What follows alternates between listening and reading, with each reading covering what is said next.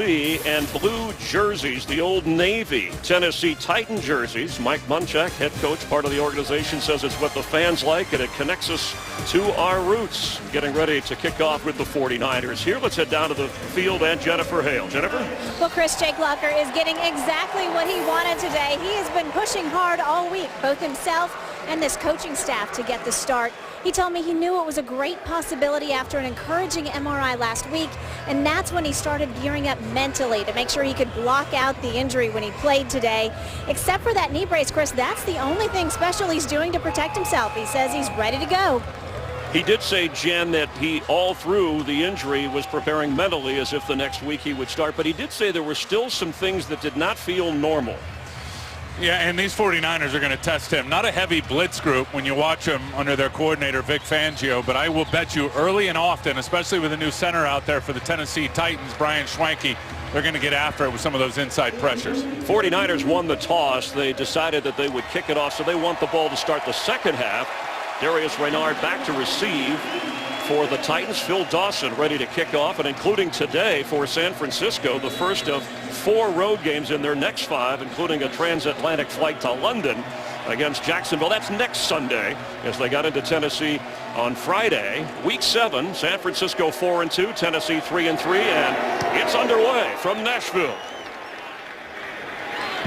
And touchback sets up Jake Locker and the Tennessee Titan offense from the 20-yard line. You mentioned the 6 touchdowns, no interceptions. He's run for a touchdown, and when the MRI showed no structural damage, then he said, I know I can come back and lead this offense. That's right, and he's got to get more out of Chris Johnson for sure, the running back. Kendall Wright, Delaney Walker, I think will be heavily targeted in the middle of the field today for Jake Locker.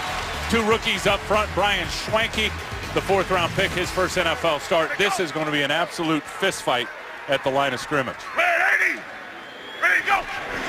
Locker sets to throw on first down and underneath to Chris Johnson, who falls at the 24-yard line.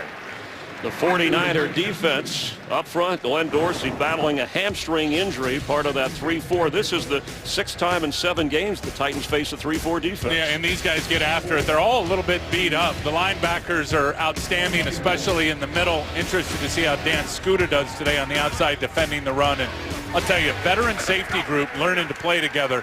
Eric Reed has really helped them out, the rookie out of LSU. On 2nd and 6, quick pass, spinning is Darius Renard, the backup receiver. 2 plays, 2 early throws just to get Jake Locker comfortable here. Quick throws, it'll be 3rd down. These are 2 teams, the Titans and 49ers, 2 of just 5 in the NFL, Tim, that average less than 200 yards passing. And in a passing league, that usually isn't enough, but they've held up well. You saw Mike Munchak, head coach, part of the organization for more than 3 decades. 4 wide receivers in on 3rd and 2.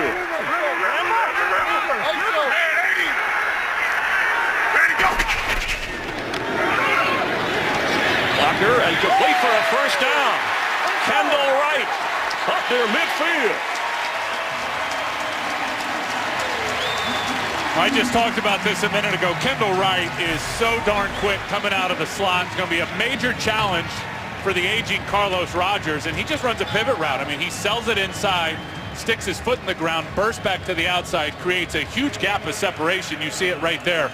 And Locker with an accurate enough throw that Wright can run after the catch. Mike Munchak said he could catch 10 passes a game easy. He's almost uncoverable. A 21-yard game. Delaney Walker in motion from the 49-yard line. Here's the first run of the day. Chris Johnson trying to get some room. Gets inside the 46 of San Francisco. Johnson came in averaging only 3 yards a carry.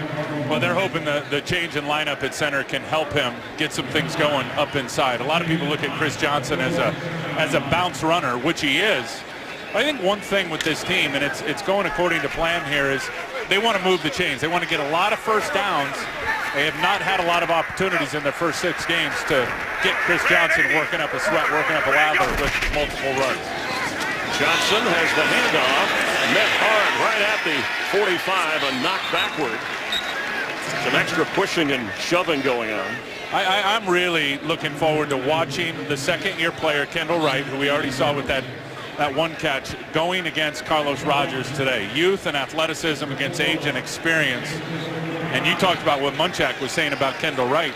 The head coach, Mike Munchak, he said, I don't think we got a guy that can cover Kendall Wright in short area in terms of his start and stop quickness. He called him a slot nightmare for the guy covering him. And now on 3rd and 4, that's where Wright is. Delaney Walker on Pat Willis.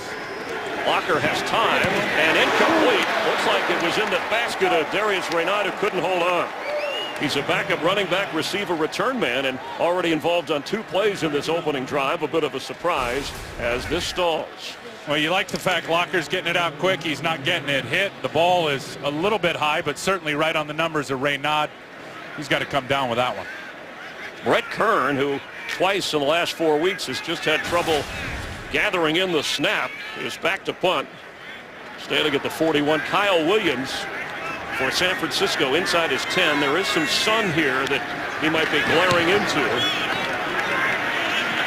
Fair catch called for. That's the 17th fair catch of this season for Kyle Williams. It's an area Jim Harbaugh would like to see his team improve upon, is the punt return.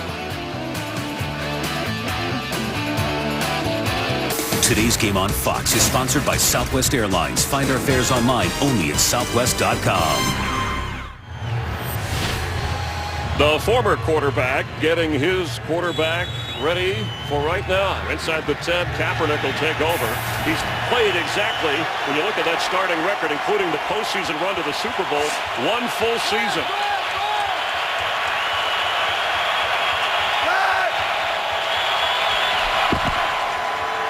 Frank Gore on 1st down, plowing across the 11-yard line. The 49er offense averaging 142 yards rushing a game. And you mentioned Vernon Davis coming off his best regular season performance against Arizona, 180 yards and 2 touchdowns. Yeah, and the guy that's been setting it all up is Frank Gore. I think he is so underrated nationally in what he does for this team. The offensive line playing well, not dominating yet, but certainly over the last 3 games, and the 35 run calls per game have really helped these guys, as Coach Harbaugh was just doing for Kaepernick, set their paths.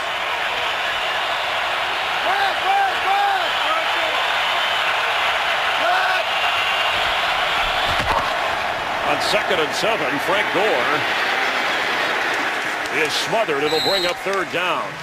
This Tennessee defense, maybe a lot of people around the country haven't seen him play, but they went up to Seattle and forced 5 fumbles against the Seahawks last Sunday. Now at middle linebacker, Colin McCarthy is in for the injured Foku, who got the start at the beginning of the season. And he'll have a big challenge today with the volume and variety of the runs the 49ers dial up. This is where Tennessee is most improved on defense. The back end, those 2 corners have played outstanding, especially Burner down here.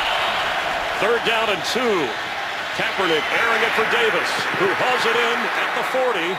It's a 1st down, San Francisco, going right to his big target, who still is a little bothered by the hamstring, but you can't tell watching him. No, I talked to Vernon before the game. He said he couldn't even finish practice on Thursday because of the hamstring. He got a one-on-one matchup with George Wilson, the safety. Look at that release. I mean, he just shook George Wilson right off the line of scrimmage. There's no way Wilson's going to run with him.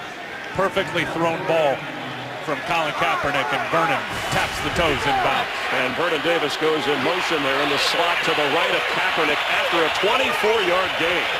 This will be like stealing if they're going to keep him on this linebacker right here. From the 41, Kaepernick sets the throw, has time, underneath to the fullback, Bruce Millard. And let's check in for a game break with Joel Klatt. Joel? All right, thank you, Chris. We go to Washington, and hey, Tim Ryan, you guys got a nice backup quarterback. Josh McCown finds Martellus Bennett, 41-38, 2-minute warning in Washington. Chris.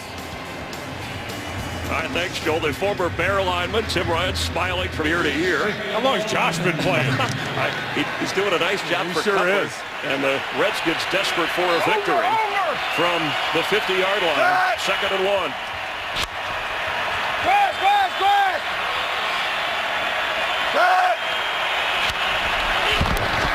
Frank Gore has a 1st down and is up to the 45 now of Tennessee.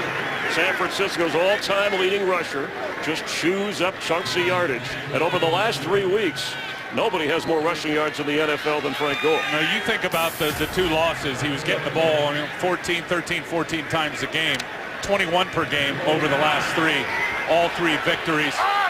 And I love what the 49ers have done. Right back to the grind of these heavy tight end sets with the fullback on the field and all the run plays. The pass set it up. Kaepernick 2 for 2. Straight ahead for Frank Gore.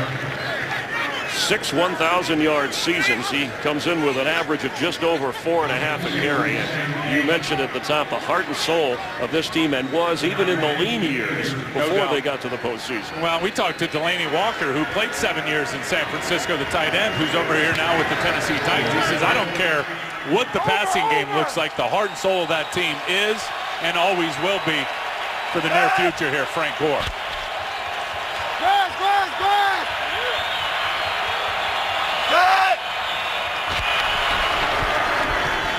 It's Gore again on 2nd down. An excellent defense. It'll bring up 3rd down. Antonio Johnson, one of those defensive linemen, and they play quite a few. Derek Morgan is out with the shoulder injury. He's one of the reserves helping out. Well, they played against this guy, did the Tennessee Titans for 7 years in Indianapolis, Antonio Johnson. That is textbook defensive line play. You recreate a new line of scrimmage, push Alex Boone into the backfield, and then tackle the running back for no gain.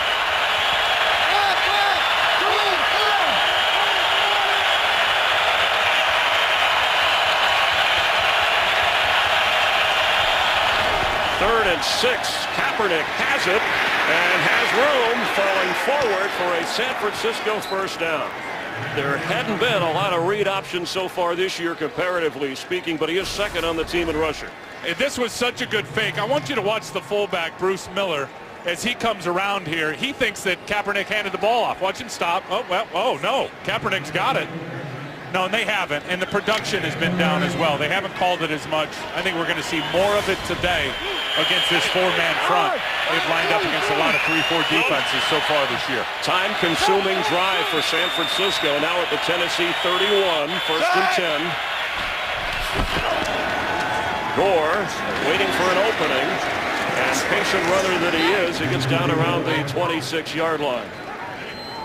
And you look at a year ago, and the read option, a huge part of what they did offensively, and mighty productive. 63 read option plays, 8-1 a carry, 9 touchdowns. This year only 19 called, 3.1 per read option for the quarterback, Colin Kaepernick. And Kaepernick is healthy. He joked this week about a sore foot or a hangnail with local reporters in the Bay Area, smiling with us, saying, I'm 100% all ready to go and ready to roll. They got a corner over here on Vernon Davis, Jason McCourty. Bruce Miller goes to the top of your screen. The fullback is a wide receiver on 2nd down. Floating so close to the goal line in the area of Vernon Davis, and overthrew him. Gosh, I circled Anquan Bolden as Vernon Davis. That's how big Bolden is. And Vernon on the other side, they get a one-on-one matchup. And talking to Vernon before the game, he said he loves it.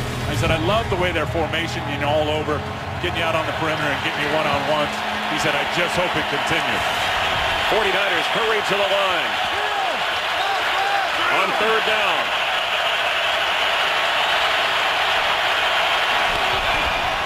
Kaepernick has it. Being chased. Knocked out of bounds around the 25. Michael Griffin from his safety spot in the shadows.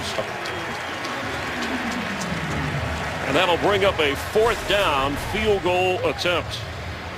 This is read option number 2. Cody Sensenball really does a nice job, the corner, of forcing Colin Kaepernick to go sideways, not getting upfield. You see right there, he underdips and undercuts Bruce Miller. Kaepernick's got to go sideways. The speed catches up to him. Phil Dawson ready to try a 44-yard field goal, 8 of 11 this year. Watch for 6'8" Rapani Patoa-Tua, number 92, when he gets his arms up. The kick slips through. And the 49ers score first on a 44-yard field goal after an impressive drive. Just getting this through the upright. Today's game is sponsored by Bud Light, official beer sponsor of the NFL. With Tim Ryan and Jennifer Hale, Chris Myers here in Tennessee, and Michael Griffin and the defense tightening after a 65-yard drive that San Francisco had the ball for just over 6.5 minutes. They end up with 3. Vernon Davis, key catch in the drive. So Phil Dawson from the 35-yard line. And Darius Renard back to receive. Renard was telling me before the game, if it's beyond 5 yards deep in the end zone, usually I'm not supposed to run it out. Let's see how he plays it here. If he has the opportunity. He's coming forward and bringing it. Renard trying to find room. Knocked out across the 22-yard line. Daryl Morris, part of the special teams unit, one of the better coverage teams in the league. Here comes Jake Locker trailing 3-0. Today's game is sponsored by Ram Trucks, Guts, Glory, Ram. By KFC, the official sponsor of couchgating. KFC plus football equals couchgating. And by Visa, proud sponsor of the NFL. Visa, turning football fantasies into reality. After that thrilling series, the Red Sox taking out the Detroit Tigers in 6 games. It's game 1 of the World Series in Boston as they take on the Cardinals best of 7. You'll see it live from Fenway Park. Coverage of game 1 Wednesday at 7 Eastern. Fox Sports Live has a World Series special on Fox Sports 1.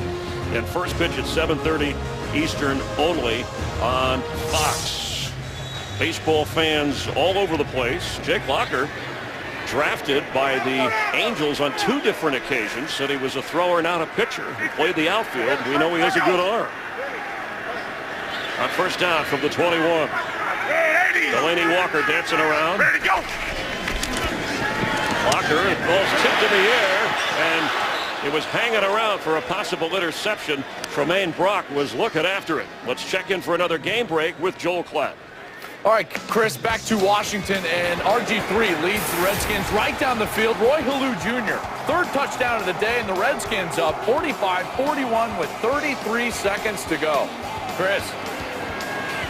Thanks, Joel. Combined 86 points in that game. Ahmad Brooks, by the way, tipped that Locker pass.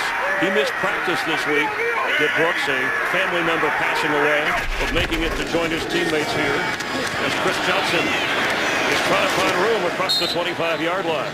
It'll bring up 3rd down. Titan fans have seen Chris Johnson with a 2,000-yard season. I know that was back in 2009. His career average, Tim, is over 4.5, but this year, no rushing touchdowns. Hasn't been able to really break anything loose. Yeah, and it's not all Chris Johnson. I think part of it's been the flow of the game. I talked about it the last drive. They need to move the chains and play the clock control game to get him multiple carries per drive, but I'll be honest with you, it hasn't looked good. I mean, he has not been able to break that signature long run that he's known for. On 3rd down and 5. Walker completes. Delaney Walker, the former 49er who told us, I want to show off today. I want the 49ers to pay after 7 years in San Francisco. Well, and he said it all with a smile on his face. Here he is. That's a key matchup today. He on Patrick Willis. And I asked him, I said, can Patrick cover you? No. Can Navarro Bowman cover you? No. Can Dante Whitner cover you? No. I said, how about the rookie Eric Reed? He goes, man, I don't even know who he is. Well, but he said it all with a smile on his face. He is a terrific player. Missed training camp with an injury, but an important part of this team. Go. There he is moving around again. Ready, go. Chris Johnson goes nowhere. Comes a flag as Ahmad Brooks is in on the tackle. Yeah, they're going to get a hold here on Tennessee at the line of scrimmage. It was really well played by Ahmad Brooks and Ray McDonald sniffing out that draw. Holding. Offense, number 76. 10-yard penalty. Repeat, 1st down. Right tackle David Stewart called for the infraction. And you can see his right arm right there on Ray McDonald holding that big 91. That's a very visible hold. You can't argue that one. Can't miss that one. He's playing with an injured bicep. Dorsey's got the hamstring. Justin Smith is playing with a sore shoulder. So that front line for San Francisco having to play hurt. But against 2 rookies, Brian Schwenke at center and Chance Warmack at guard on the offensive line for Tennessee. Backed up now at the 37 on 1st and 20. Ready, go. Walker's pass caught by Kendall Wright. He had fallen down in his move, but got back up to make a tremendous grab. This guy is such a street baller. You know, he came out of Baylor. He never had a playbook at Baylor, catching a lot of passes from Robert Griffin III. And he is just electric out in space, and he's got very good hands as he comes back to the football here, lays out, and just captures it. So they cut into that penalty. It's now 2nd down and 11. And so far, Jake Locker, hip and knee looks comfortable. He's yet to really take off and run, which is part of his offensive approach. On 2nd down, Chris Johnson as a receiver, top of your screen. Locker in the middle of the field. Tackle right, the ball comes out and ruled incomplete. Remember the rule, there's 3 steps to it, right? You got to get the hands of the football move and show that you're going forward with 2 feet. I don't think he ever had a real firm grip on it in terms of the element of time, and he didn't. So that's a good no call in terms of an incomplete pass. But you can tell Kendall Wright, number one, Locker is throwing the ball with some pretty darn good accuracy, but Kendall Wright is a major feature marquee piece to this offense. Now 3rd and 10. Delaney Walker in the slot. Here comes the flag.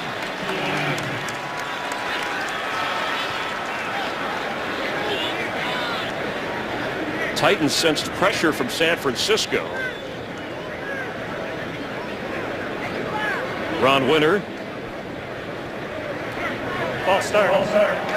Offense number 85. 5-yard penalty. Makes 3rd down. The call on Nate Washington, so a couple of penalties bogging down Jake Locker and the Titans in this drive. Yeah, 3rd and 10 hard enough against this defense. Now 3rd and 15. 49ers just sit back and keep it all in front of them and rally up and make the tackle. Jackie Battle is in at running back, and he gets the football. Jackie Battle fighting to get near the 49-yard line. Parrish Cox, the extra defensive back in their dime, makes the tackle. So here comes the punt team, the 49er defense, which is giving up just over 19 points a game on average this season. Well, you look at them over the last 3, and they have settled in. Number one, taking the ball away has been a huge number for them. Keeping people out of the end zone, 11 points a game over the last 3, all 3 victories. Brett Kern ready to punt it to Kyle Williams.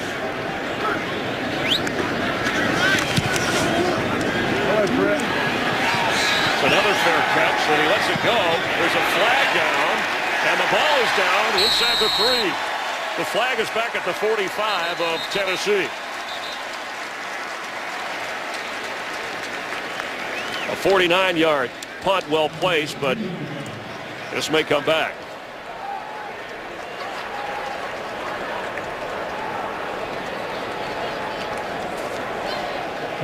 But Michael James inactive for the 49ers today. There was thought that he might help in the return game, the backup running back.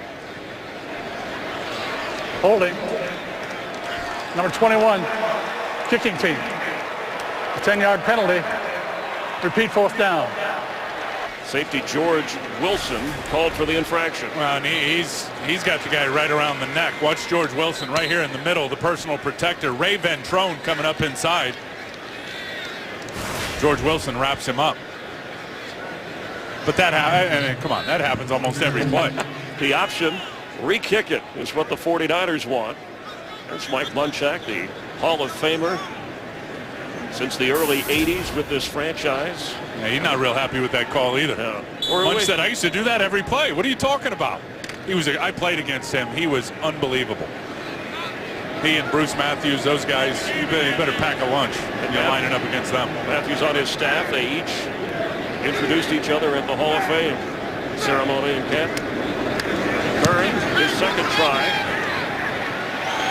Williams back it up and has it. No fair catch this time. It's got room. Kyle Williams. There's a flag down now at the 47 of San Francisco. George Wilson. See the guy who made the tackle. Made the tackle. A 55-yard punt and a 22-yard return. The Titans are acting as if it's on San Francisco. During the kick, holding. Number 96, receiving team. Penalized at the end of the kick. 1st down. Rookie Corey Lemonnier called for the penalty.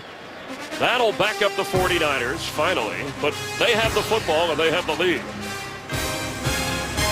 49ers chasing the Seahawks in the NFC West. They already won on Thursday night. Seattle at 6-1, where San Francisco lost to Seattle earlier in the year. The Rams fell today to Carolina.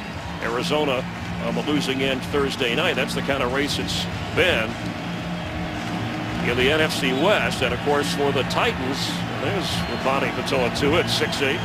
Patoa-Tua, you've said it right twice today. They have a chance. They're a game behind the Colts in the AFC South, and they play. Indianapolis plays tonight against Denver from the 4-yard line. First down, 49ers.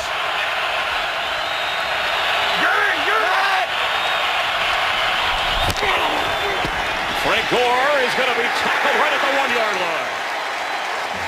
And there is Patoa-Tua allowing Colin McCarthy to come in and make the play. I'll tell you what allowed him to make the play. This is the old Bear defense. You cover everybody up on the inside. There is not one player that can get to the middle linebacker.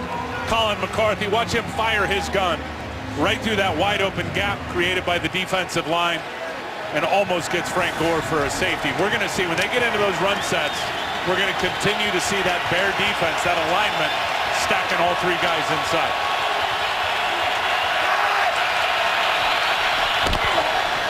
From his own goal line, Bruce Miller gets the carry, and he's shoved back where it'll be third down. And I talked to Greg Williams, who's now coaching here on this defense and helping out Jerry Gray, the defensive coordinator. I said, "You going to run that Bear look?" "I think you're going to." He said, "Yep, we got it dialed up. There's going to be an opportunity to run it." Antonio Johnson, perfect right there. It really is the best run defense available. There's Greg Williams right there. After a year out because of the Bounty scandal suspension, back as a defensive assistant. And now 3rd and 12 for the 49ers with the clock running here toward the end of the first quarter. Backed up. And a timeout called by the 49ers. San Francisco with a 3-0 advantage, facing a third down from inside their own 5-yard line. After the 49er timeout, last-minute substitution on defense. 4 new players rushing in for the Titans from the 2-yard line.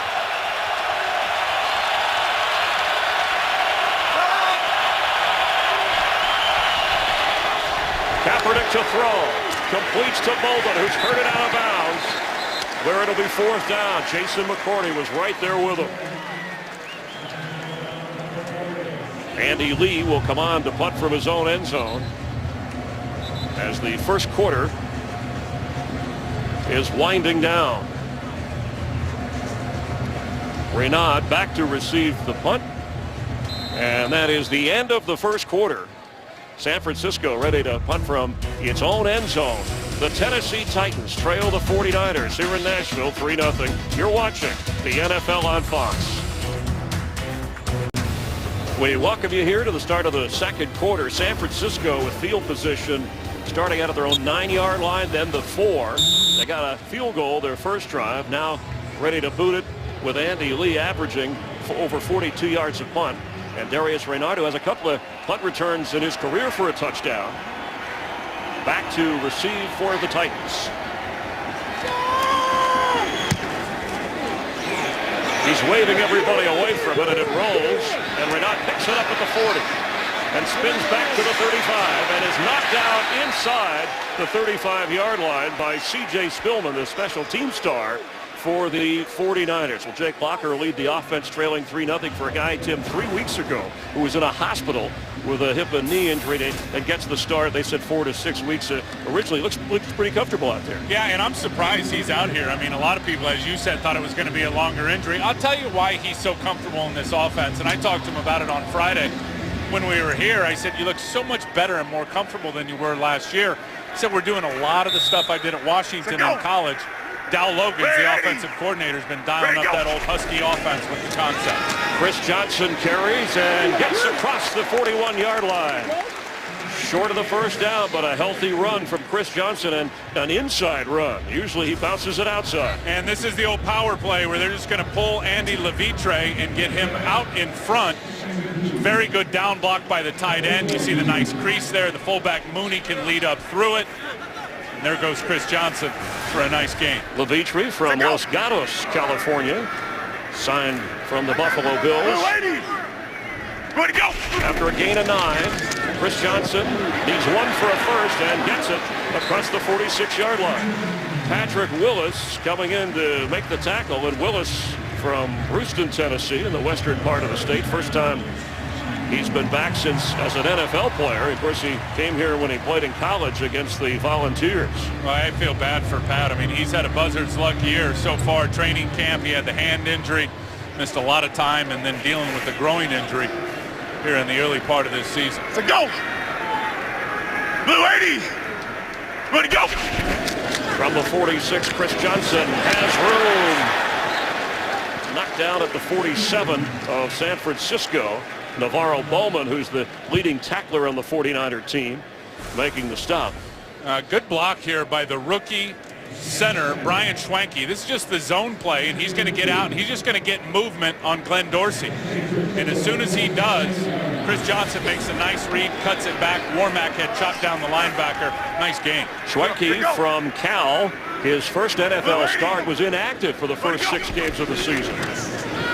Chris Johnson again, and nowhere to go. Here comes a flag on the back end. Yeah, they could very well get Delaney Walker here for a hold on Navarro Bowman.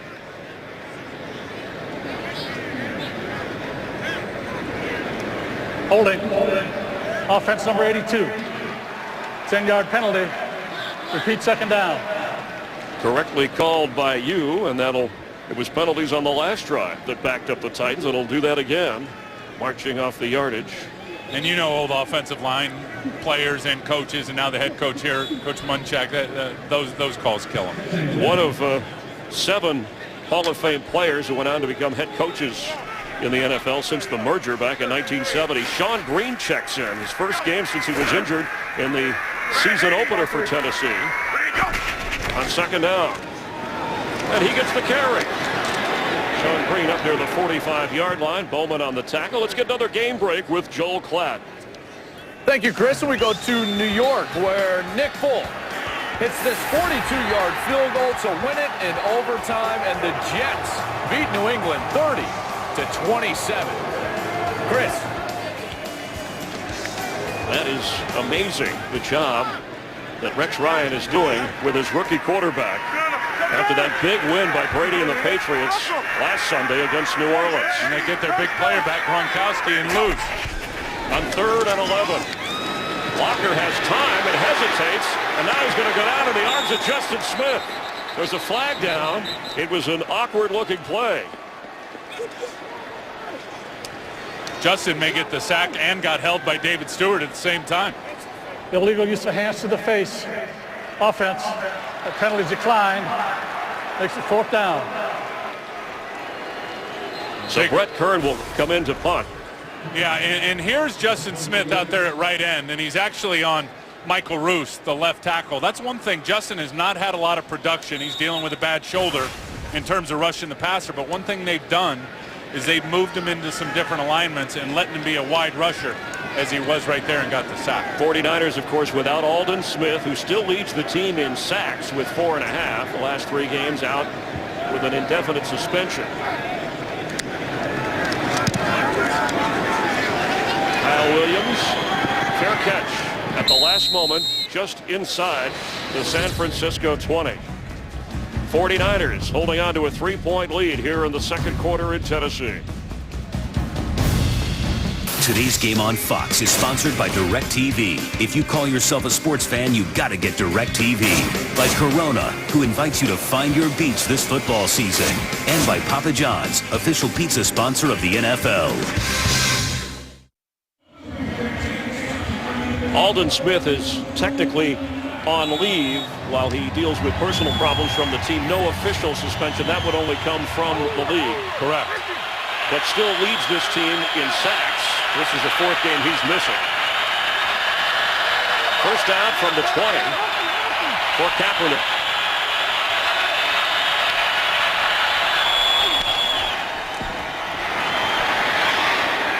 For Vernon Davis, and it's almost intercepted by Jason McCourty. He got both hands on it, but couldn't hold on to it. Boy, it looked like contact from Michael Griffin on Vernon Davis as he was going up to catch that football. Of course, McCourty couldn't hang on to it. They just moved Vernon Davis everywhere, and it's been said a lot, he's more wide receiver than tight end. I don't know how much that's true, how much of that is true. You see the bump right there, just as, I mean, Vernon never even got up to go get the ball. McCourty should have got that.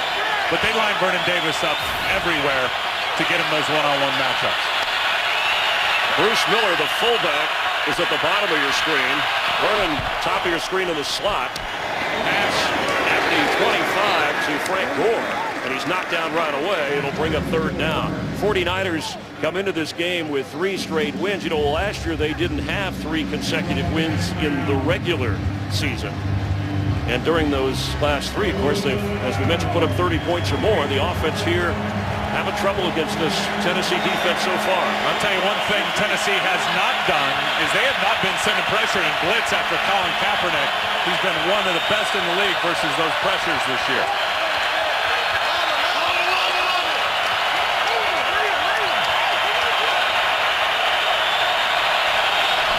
From the 25 on 3rd and 5, floating it for Bolden. Reaching out and making the catch is Anquan Bolden. What a catch from Anquan Bolden. You know, he has redefined what open is for Colin Kaepernick. Kaepernick, just a great anticipation, timing throw. That's good coverage, but it's a great throw. And great throws beat good coverage most of the time. Not to mention, what a terrific catch as Bolden gets it right on his fingertips and holds on. The gain of 25 and going against Alteron Werner, who leads the NFL in passes defensed with 13 coming into this game. From midfield, 49ers on the move. Here comes a flag. False start. Offense number 49. 5-yard penalty. Remains first down. The call on Bruce Miller. Colin Kaepernick is 5 out of 7 so far. He's run the ball twice. A field goal is all the scoring so far in this game. Where Colin Kaepernick is so impressive is he's really taken to the coaching of his head coach there, Jim Harbaugh, and Jeep Chris, the quarterback coach. I mean, he changes so many things at the line of scrimmage. That was the huge asset they had with Alex Smith. Colin is really starting to figure it out from the neck up. And here's one of those plays right there. Had a play called, killed it, looks at the defense, dialing up something else. Kaepernick, open. He let him too much.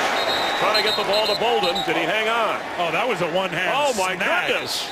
The ball looked like it was out of bounds. Looked like it had no chance. Watch how effortlessly Bolden reaches up with his right hand here.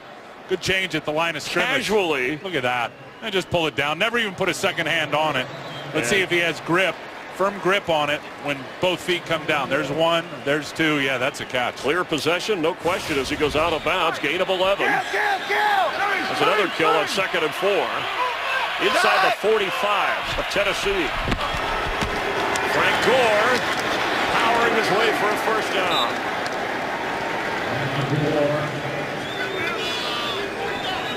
Give some credit to Colin Kaepernick for killing the play they have called and dialing up the right one. This time he's going to go with the old fullback wham. Don't block the nose tackle. Let the fullback come rock him right up the gut. Right there, it was Vance McDonald, the tight end, on the wham. And able to get a first down for Frank Gore.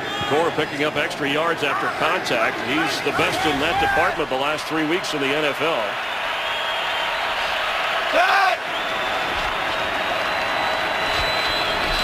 From the 38, Kaepernick on first down. And did he stay in bounds? Bernard Pollard has intercepted the football. There's a flag down back at the 45-yard line.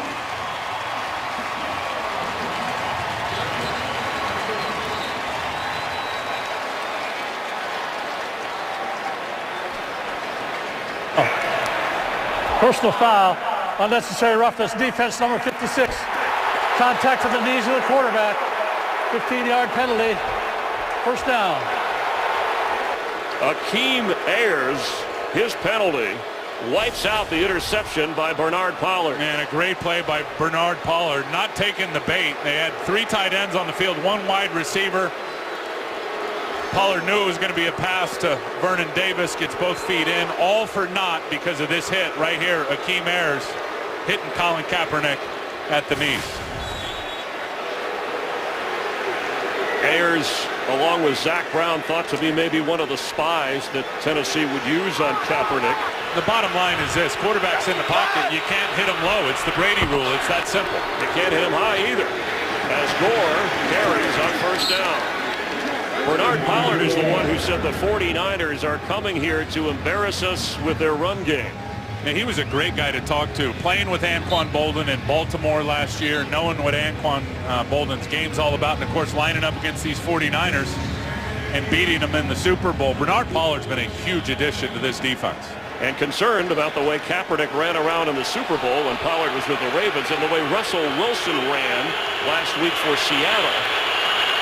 But the penalty, a major blow to the Tennessee defense. Kendall Hunter is in at running back. Kaepernick fakes to him and keeps and slides down at the 19-yard line. Where it'll be third down for the 49ers.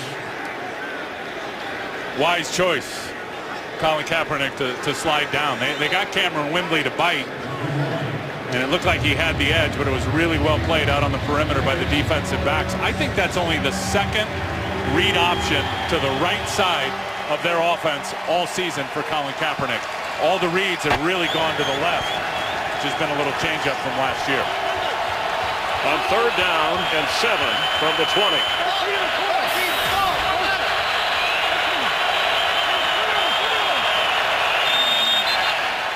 We have a timeout. 49ers. San Francisco will have 1 remaining here in the first half, facing a third down. This November, some cops are born. Others are made to get ready for the next evolution of cop trauma. Don't miss the show that critics are calling obsession-worthy, and one of the new best series this fall. Almost Human premieres Monday, November 4th on Fox. It was almost a big play for Tennessee on the Pollard interception, but wiped out on the Akeem Ayers late hit, or I should say improper hit. Well, and remember, Kaepernick. that's right, and I said that's the Tom Brady rule when he blew his knee out, getting hit from the knee down. Remember the guy who did it, Bernard Pollard, who's now playing for these Tennessee Titans. After the 49er timeout, 3rd and 7. Kaepernick has it on the run. And inside the 10, Kaepernick is going to reach the end zone. That's a touchdown, 49ers.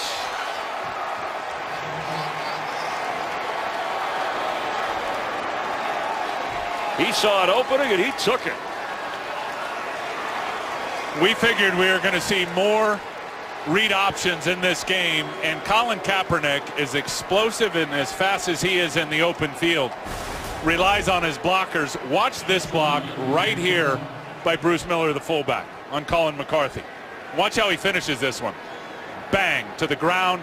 Good chop block down the field. Colin Kaepernick, electric speed in the open field. Untouched. Kaepernick has a pet tortoise back home, and he ran like the hare on that one. A 20-yard touchdown run. His first rushing touchdown of this season. And that caps an 80-yard drive with the extra point coming.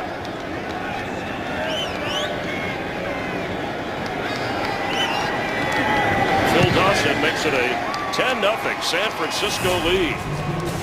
Kaepernick 6 out of 8 in the air and 4 carries on the ground. This one producing 6.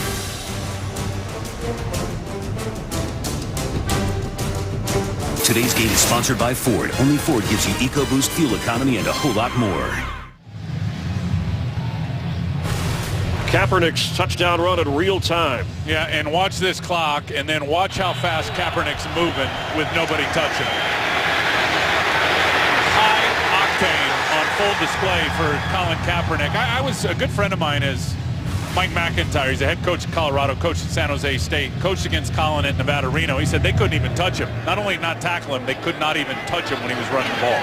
Reynard from the 3-yard line is knocked down inside the 12. A terrific special teams play against Spillman on the spot.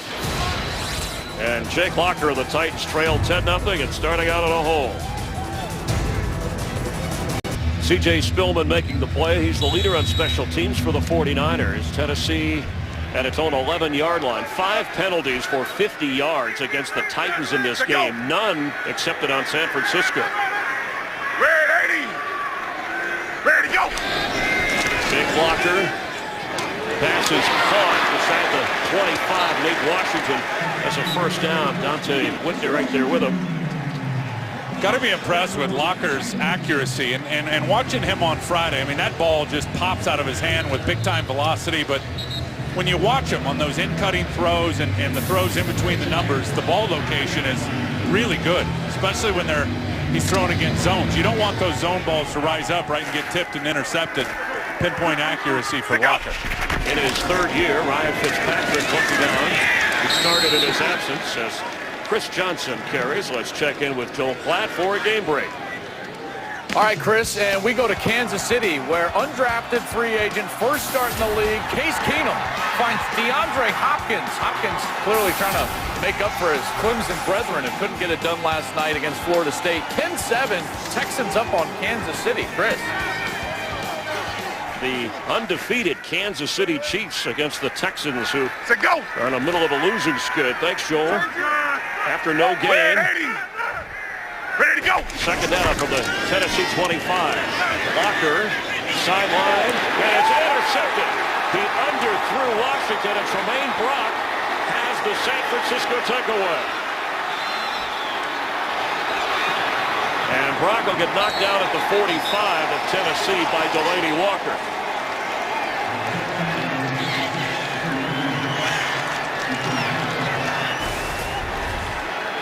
They have gotten so much better on defense since Tremaine Brock has gotten out there for Nnamdi Asomugha. No way is he taking the bait on the stutter and go. And Jake Locker just threw it up for grabs. Nate Washington was not even close to being open right there. And if you're going to give your receiver a chance when he's covered, you got to put the ball high into the outside where he can use the sideline. That ends up being an easy interception for Tremaine Brock. And Locker's first interception of the season to go with the 6 touchdowns for Brock, his 3rd interception of the season. Now, Ryan Fitzpatrick, who played in 2 games, turned it over 4 times with interceptions and once on a fumble, which is one of the reasons they rushed Locker back into action.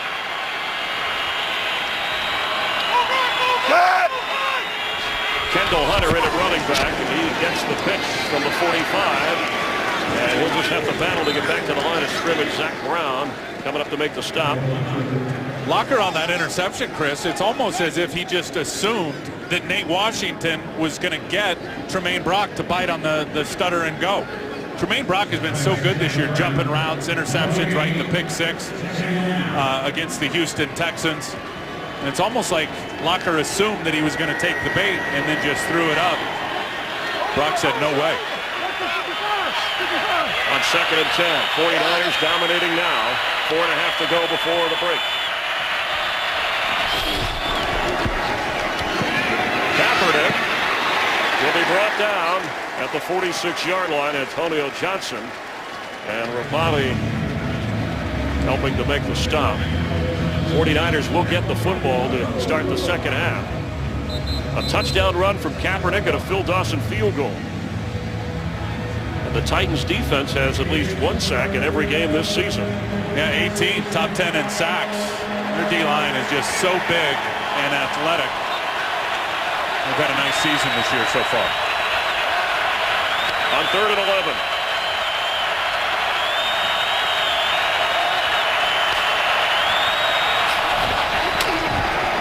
Kaepernick is going to run. And he's got a first down headed out of bounds.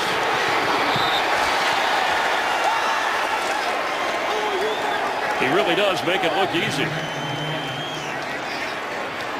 A lot of 49er fans who made the trip here to Nashville rooting their team on. If you're going to pressure up in here with these guys, you better get to Kaepernick, because you leave all this space for Colin Kaepernick and he sees it, man coverage. He's going to blow out of there and then get some good blocks. Anquan Boldin right there just lighting up Alteron Werner. In a game with Frank Gore and Chris Johnson, Colin Kaepernick is the leading rusher with 50 yards. Kendall Hunter's the back. He does get the carry, goes straight ahead. It's at the 21-yard line. Clock continuing to run. Remember, the 49ers burned a couple of timeouts. They have one remaining in this first half. The Titans have all three. A frustrated Mike Munchak. He wanted to control the clock and the ball. It's been the other way around. This game's not going according to plan for him. They are simply losing the fist fight right now at the line of scrimmage against the 49ers. Adam Snyder, extra lineman, comes in for the 49ers on second down. Hunter remains the back. Kaepernick.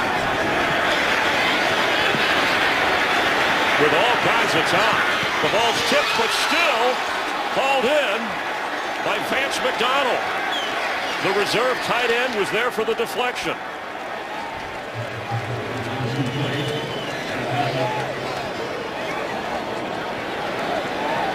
The sense of calm for Kaepernick, waiting for things to open up.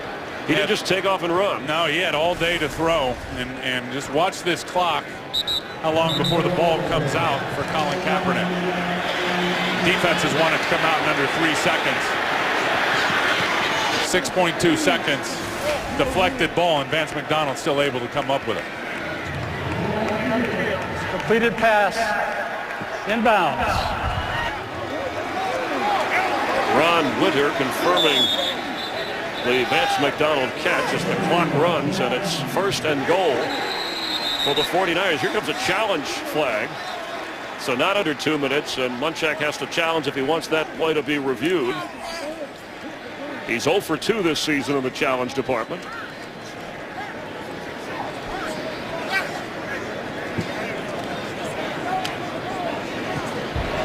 Tennessee has challenged the ruling on the field of a completed pass. And here's another look at Kaepernick's throw to Vance McDonald. Tipped. Under That was close. The stadium here showed on the big screen the replay that the officials are looking at, that Ron Winter, the referee, is checking, ruled a catch on the field, challenged by Munchak. And the whole key is did Vance McDonald clearly have a firm grip of it and then lose possession when it hit the ground? It doesn't look like it to me. Called a catch on the field. I don't know if there's enough to overturn it here under replay. Now, it looked like he used the ground to help him catch the football. Yeah, but I think he had firm grip and possession of the ball before it hit the ground. That's the whole key. The ball never moves once it hits the ground. That's going to be a catch. He had it with both hands. The ground hit it. The ball did not juggle around in his hands. He didn't lose possession. I'll be surprised if this is turned over. If it is reversed, it'll be third down for the 49ers. If it stands, it's first and goal from the 1-yard line. Ron Winter has had a look.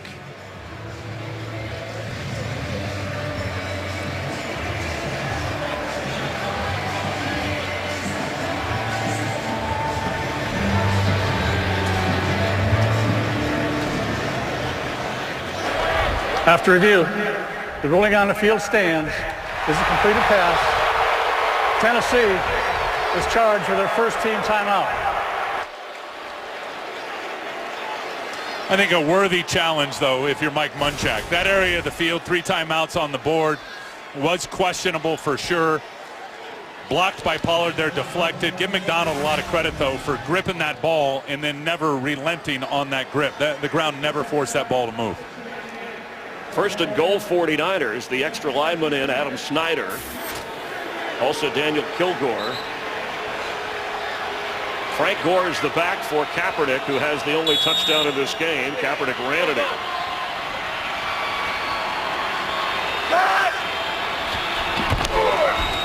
Frank Gore straight ahead, plowing through the pile. Touchdown 49ers.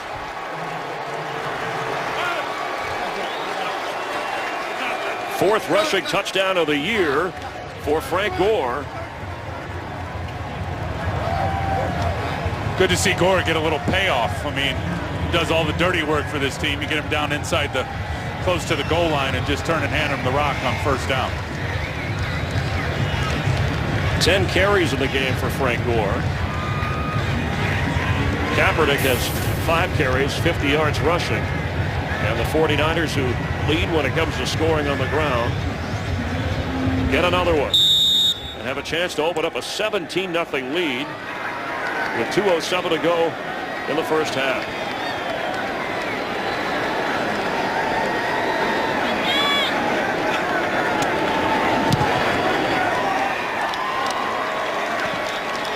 "45 plays or 45 yards over 6 plays, just over 3 minutes. The deflection catch set it up for Frank Gore. And here's Frank Gore coming right into your living room. Just hard to find him. I mean, he's hiding behind all those big bodies. You can't ever see him.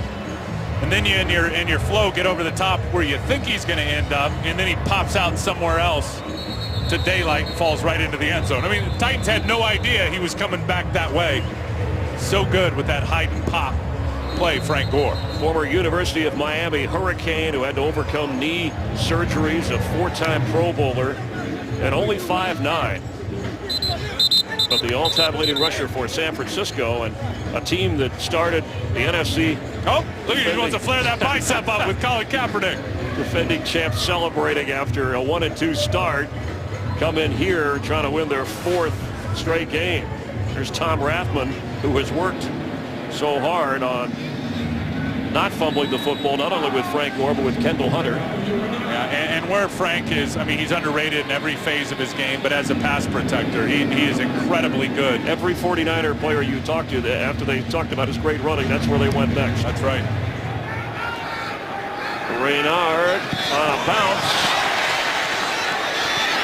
And again, special teams. Daryl Morris on this one, making the play to pin the Tennessee Titans.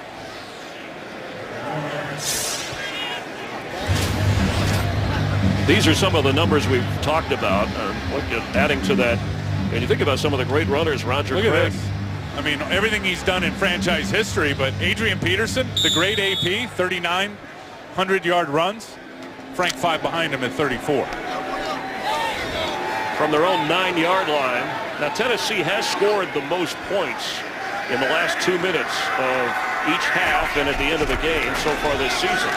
And Walker needs to try to get something. Completes on target to Damian Williams right at the 2-minute warning. Titans with 2 timeouts, but moving the chains against the 49ers. Coming up, all the highlights, the Visa halftime report. Curtain the guys, the Cowboys winners. Redskins outscored the Bears. Carolina beat the Rams. Jets in overtime over New England. You'll see all the highlights and updated stats of games in progress as well. First down from the 20. 2 timeouts for the Titans. Pressure picked up. Walker underneath to Kendall Wright. Wright gets up and gets to the 30, and they hurry to the line. Remember, it was Locker's interception by Brock moments ago that set up the short field and the Frank Gore touchdown. That's why we have a 17-0 score. 49ers just dialed up one of their first blitzes. Navarro Bowman chopped down by Chris Johnson. Pass is caught by Wright again, falling to the ground. He's been the top target today for Locker, who is now 9 out of 13. Well, Jake has been fine. They've had a couple of decent runs. Their real problem has been these penalties in this first half. Under pressure, he gets rid of it and knocked to the ground. Ray McDonald was in on Locker. 5 penalties for the Titans in the game. 1 wiped out a Bernard Pollard interception that could have changed things. Now it's 2nd and 10. Well, I've already seen better pressure from the 49ers today from their interior defensive tackles, Justin Smith and big boy right there, number 91, Ray McDonald.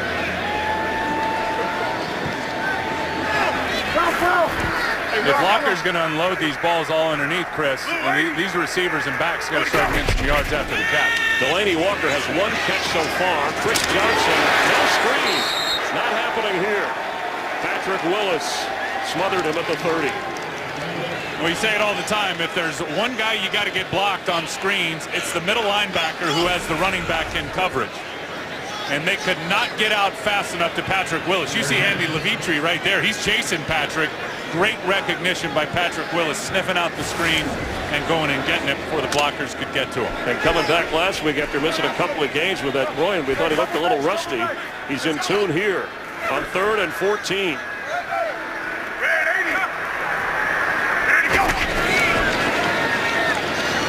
Locker is going to run. Short of the first down, stopped at the 43. Clock running with 20 seconds and 2 timeouts, but it's 4th down. Brett Kern called upon to punt. This first half, 49er defense not allowing the Titans to get close. Kaepernick and Gore with touchdown runs, and we have hit the half. Titans trail 17-0. 49ers get the football to start the second half here in Tennessee. Now let's go to Kurt Menefee in Los Angeles for the Visa halftime report.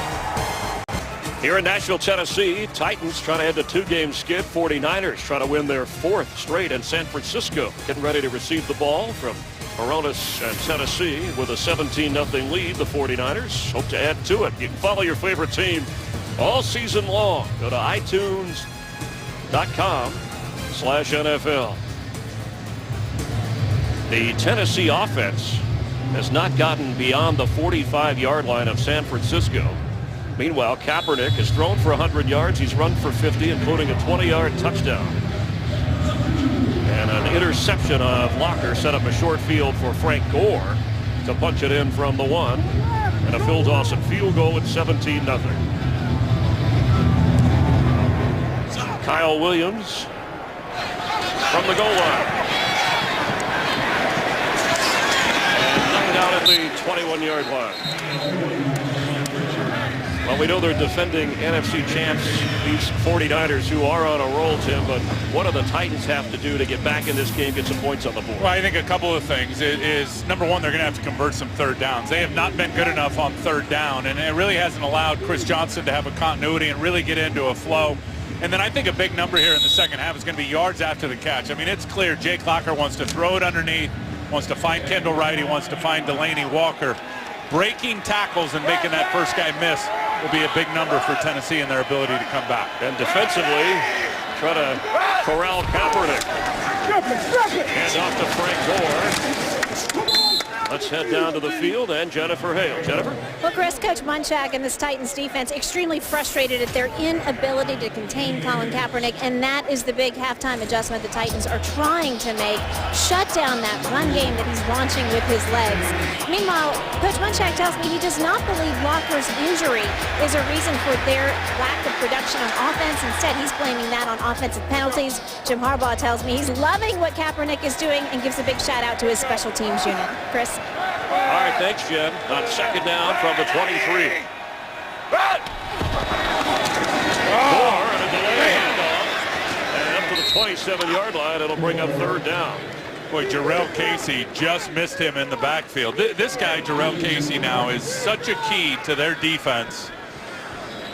He's a third-year starter, and he is just so quick with the ability to penetrate. And when you think of this four-man front, they tried to wham him there, and he almost totally screwed it up with that penetration. But you think of the great Warren Sapp at that position. You think of J.J. Watt in the league, Geno Atkins for Cincinnati.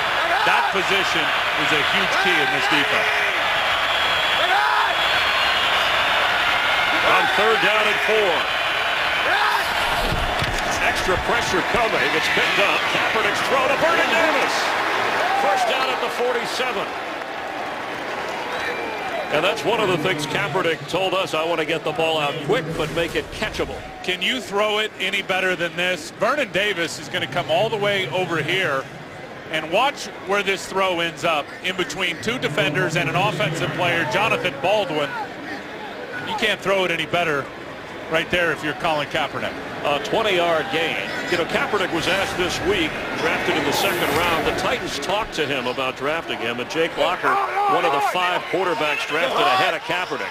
He said, I'm not worried about it, but I didn't forget about it. And he wants a timeout. 49ers will have 2 remaining. Kaepernick 8 out of 10 and on the move. Today's game on Fox is sponsored by Southwest Airlines. Find our fares online only at southwest.com. By Miller Lite, it's not just a good time, it's Miller time. By Chevrolet, find new roads. And by Pizza Hut. Prep for game day by ordering online from Pizza Hut. Make it great. Back here in Nashville and checking the right wrist hand area of Vernon Davis. It's actually the left hand. He lost some skin, that's all. He's got a cut above his wrist as Michael Griffin was taking him down there and getting it patched up over on the sideline. On first down, Kaepernick, sideline throw, and leaping to get it is Bolden, who's all about positioning and being aggressive to the football. You remember last year when he was in Baltimore, and he was the key to their run to the Super Bowl for sure, is there was a clear adjustment, even when covered, get the ball to Anquan Bolden. He's made a number of great catches today. There sure has. And watch this one. Very, very good coverage. He lays out and catches it. Watch this one-handed grabber over on the sideline, making it look effortless. As I said before, he has redefined open for Colin Kaepernick. When he's covered, still throw it to him. Vernon Davis is back in. They cleared up the cut.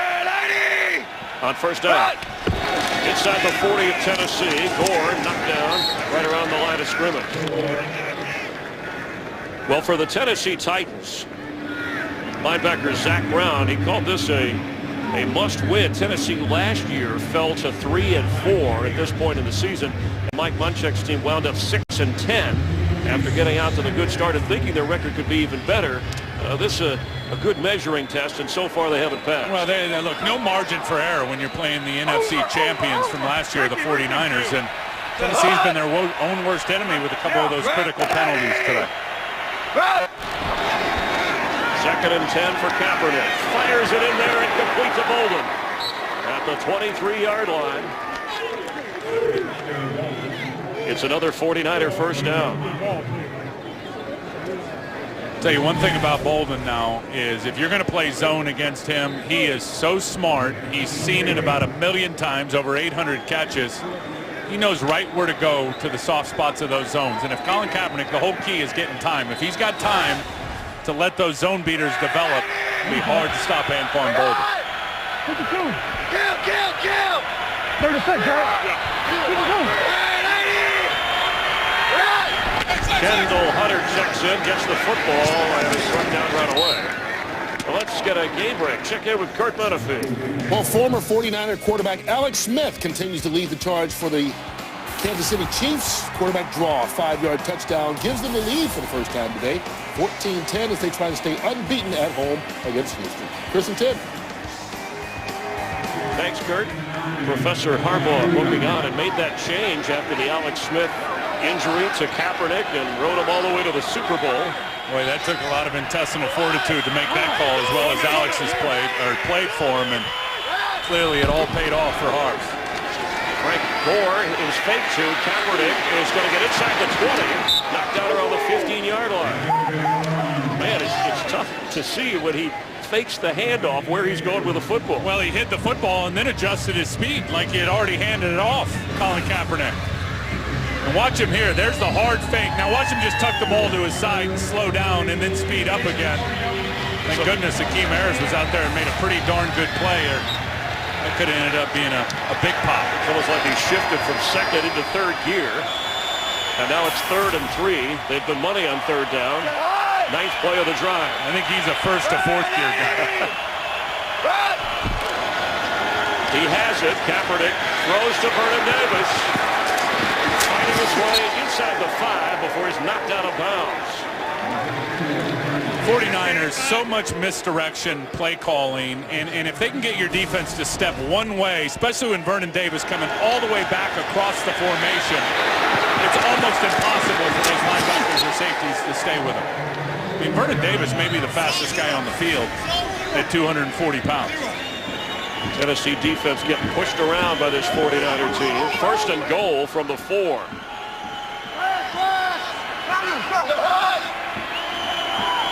Anquan Bolden in motion. Frank Gore knocked down. It'll be second and goal for San Francisco.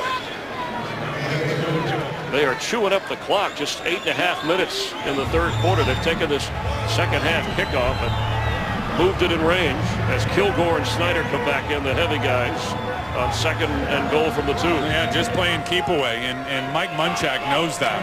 The good coaches know how to take the air out of the ball, and when you got a running quarterback, it's hard to stop. This is critical here.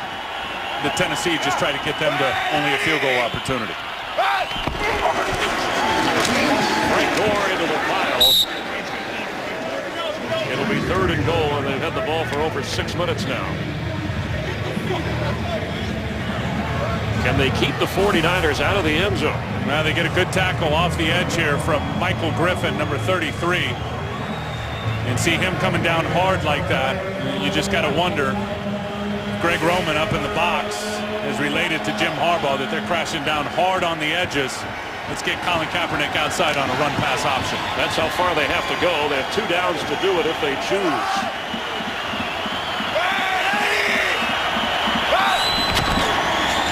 Frank Gore, and he is into the end zone. Touchdown 49ers. That's 2 today for Gore.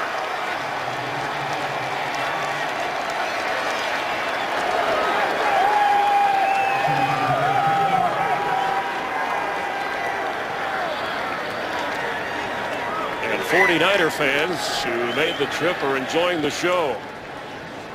Frank Gore's just got it timed up so well with his blockers. Well, it's interesting, Tim. He's carried 16 times for only, 39 yards. He's averaging 2.5 a carry. Yet he's got a couple of touchdowns. Kaepernick's averaging 9 a carry, and they've controlled this game. Yeah, they're just giving a little payoff to the heart and soul of Frank Gore. Just so darn good with his patience and his vision. And Bruce Miller and Yapati with some good blocks for him, and he's just patient enough to let him work for him.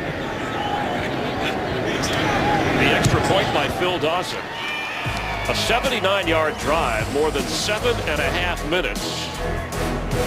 And Frank Gore has the 49ers up 24-0.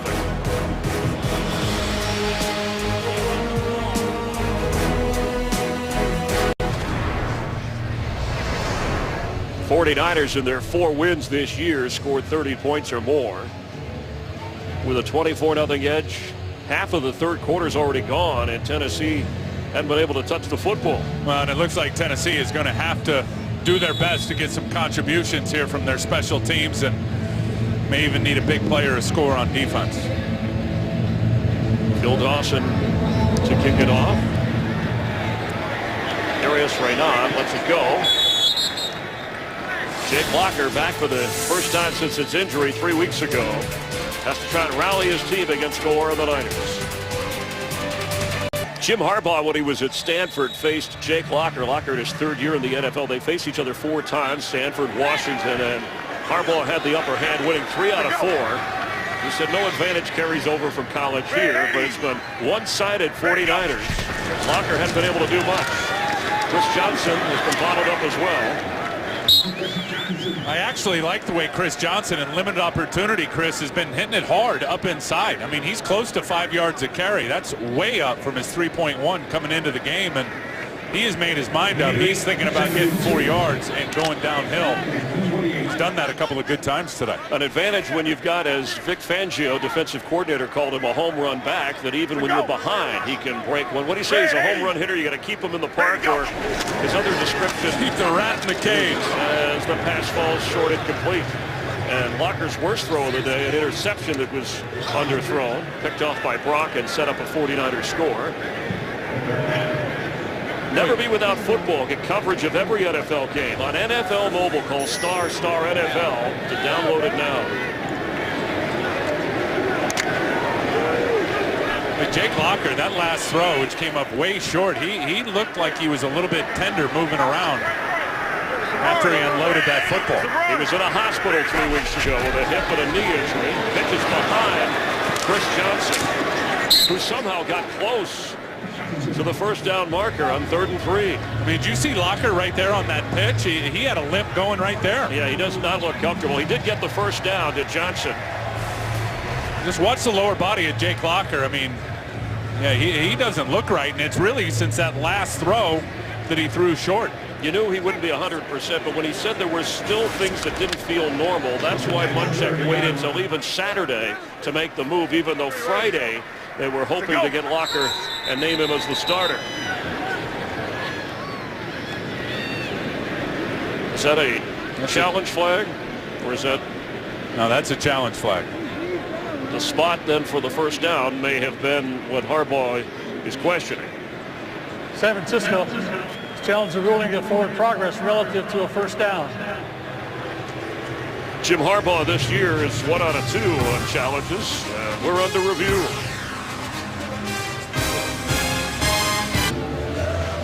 With Tim Ryan, Chris Myers here in Nashville, and ruled a first down on the field challenged by Jim Harbaugh. And a good challenge, because I think this is going to end up being short. You're going to see the left knee right there is already on the ground, and it did not look like the ball had made the line to gain. So the left knee goes down, boom, right there, and the ball is clearly short of where the line to gain for the first down was. So if it's overturned, instead of a first down, it'll be 4th and 1 from Tennessee's own 29.5-yard line. And given the score and the situation, they'd probably have to kick it out of there.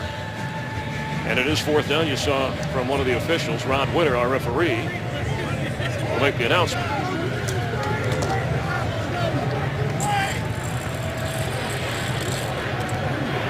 After review, the runner's knee and elbow were down prior to the ball reaching the 30-yard line. Therefore, it is 4th. The game clock will start on the ready for play.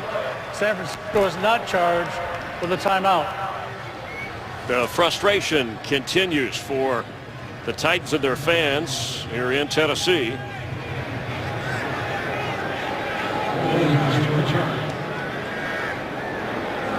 Jake Locker got them off to a 3-1 start. Left injured. Ryan Fitzpatrick in for a couple of losses.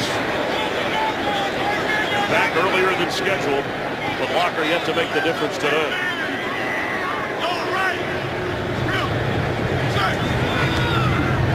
Brett Kern.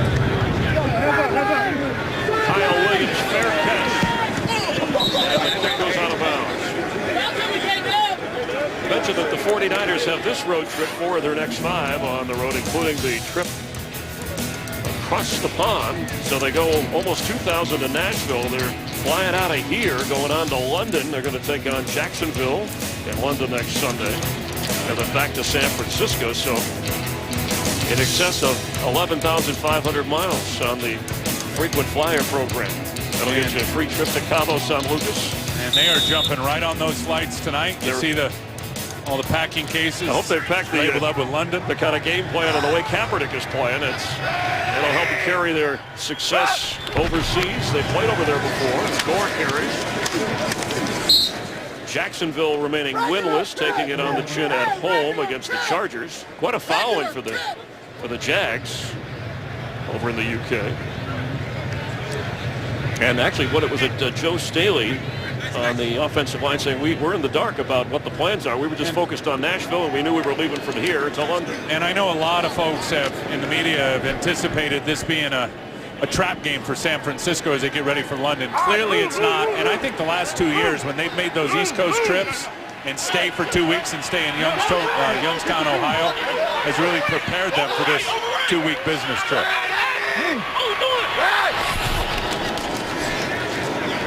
Vernon Davis has it, is knocked down right away. It'll be 3rd down. Not a lot of opportunities, and San Francisco's been very, very good on 3rd down and the down and distances, but not a lot of opportunity and not a lot of pressure on the quarterback. I mean, Tennessee came into this game with 18 sacks, collectively getting after it across the front and with their backers. Barely got a hand on Kaepernick today. The Titans still have not gotten inside the 45 of San Francisco. Jim Tomsula, who's done a great job on that defensive line. Remember, Glenn Dorsey, they thought wouldn't be able to play much today. And the offense has controlled the game and the clock. Kaepernick's throw is incomplete. Vernon Davis was well covered. He wants a flag, but it's 4th down. Yeah, he wants a pass interference or an illegal contact, I think, on Vernon Davis, but it looked like it was within 1 yard of the line of scrimmage. Oh, interfered with. Yeah, he is hot. You can't tell it's 24-0 and his team is leading. No, he is a grinder through and through. That is within the 5 yards, as you pointed out. It was actually within a couple yards of the line of scrimmage. Only the second punt of the game for Andy Lee. Just over 4 minutes to go in the third quarter. Renaud, Bearcats called for right away. 39-yard punt. Titans will have the football, but they trail Jim Harbaugh and San Francisco. 24-0. 49er Patrick Willis in his first NFL game back here in the home state of Tennessee. He played at Central High School in Brewston, Tennessee. He's on offense here. Played running back as well as linebacker as a senior. Tim, he scored 30 touchdowns on offense. On defense, had 12 sacks and 4 interceptions and was named Mr. Central High School. And was already jacked back in high school. What a great player, and playing good today. You look at those numbers, 1 of 8 players with all those numbers. You know, you look at him throughout his career. When you talk about tackles, sacks, interceptions, forced fumbles, there has not been a better playmaking linebacker than Patrick Willis. On first down, Locker's throw on target. Falling around the 26 is Damian Williams. Kendall Wright is the leading receiver in the game for Tennessee with 4 catches, just under 50 yards. As they hurry to the line and should. Bolden has 5 catches to lead San Francisco, followed by 4 from Vernon Davis.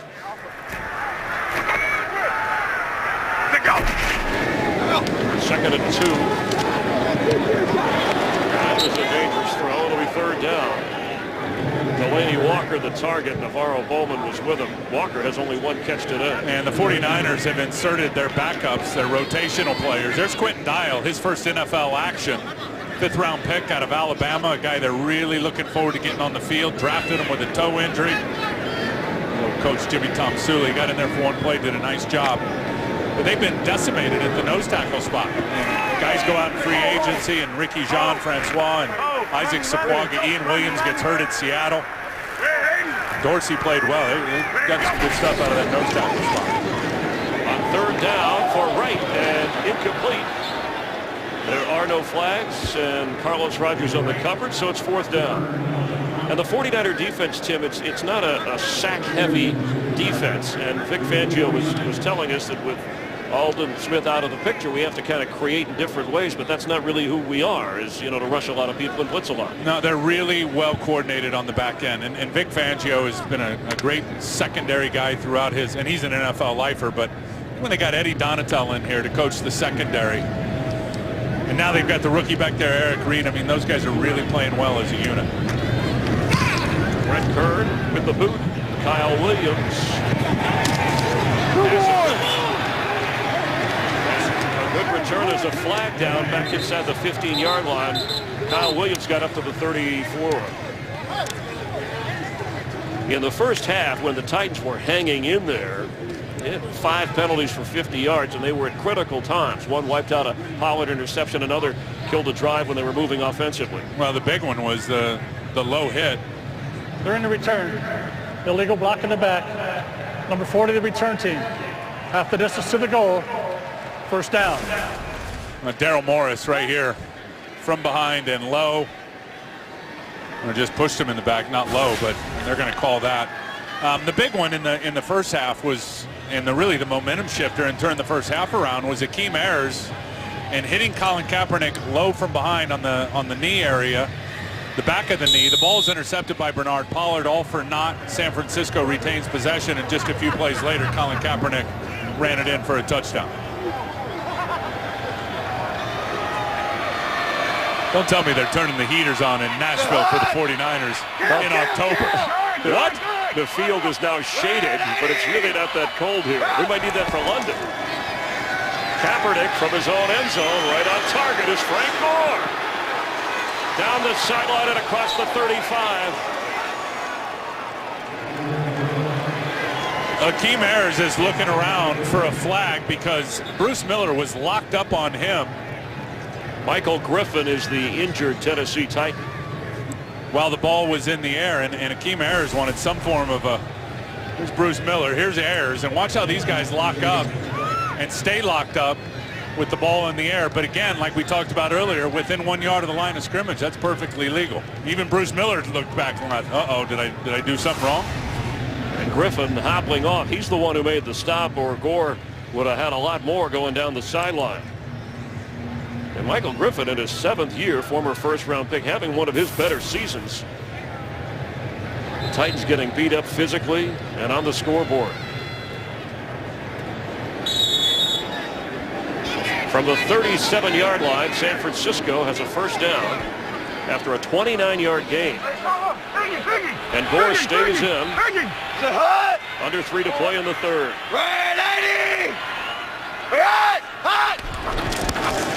Kaepernick. Incomplete for Vance McDonald, the backup tight end who had the deflected pass in the first half that set up a touchdown. Let's head down to the field again at Jennifer Hale. Well, Chris, picture this. You're an NFL rookie who missed all of OTAs, training camp, and preseason. Suddenly you're playing in your first NFL game mid-season in hostile territory. Welcome to Quentin Dials Day today. I talked to him before the game, and he told me he was so excited there was no room to be nervous because he's been waiting for this day for so long. He's been here sitting at the knee of veteran Glenn Dorsey for the past couple minutes, soaking up some advice and some critique on his performance today, Chris. All right, thanks, Jen. And again, Glenn Dorsey was doubtful for this game with a hamstring, but toughed it out. Frank Gore carries. Kaepernick 13 out of 17. He's just shy of 200 yards, and Colin Kaepernick has really set the tone.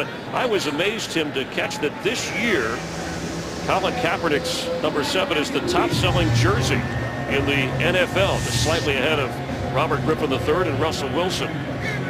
That's the beauty of those young quarterbacks. That's right. And he was even surprised, as you said, Colin Kaepernick, upon hearing that news.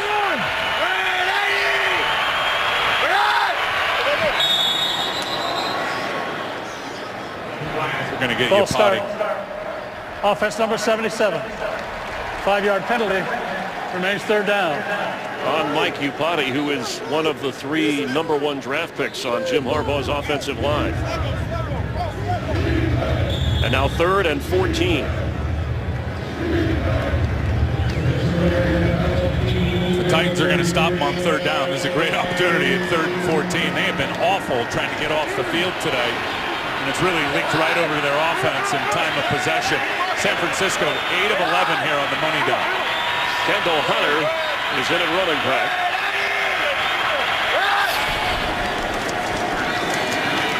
Kaepernick on the move. Stays inbounds as he gets up across the 40, but short of the first down. Akeem Ayers chasing him down. And it is 4th down. Here comes the punting unit. Also Carl Klug helping the Tennessee defense. The Titans came in, Tim. They were +8 in the turnover ratio, second behind only Kansas City, led the NFL with +12, but the only turnover, that Brock interception, San Francisco taking advantage.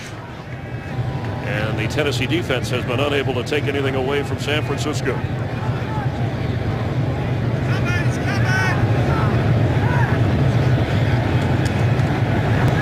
Andy Lee's boot is a good one, and Renaud, fair catch, called for as it sails into the end zone for a touchback.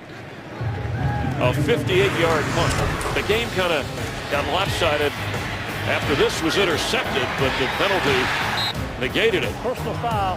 Unnecessary roughness defense. San Francisco 3 plays later. Kaepernick took it in. Blazing speed, good blocks.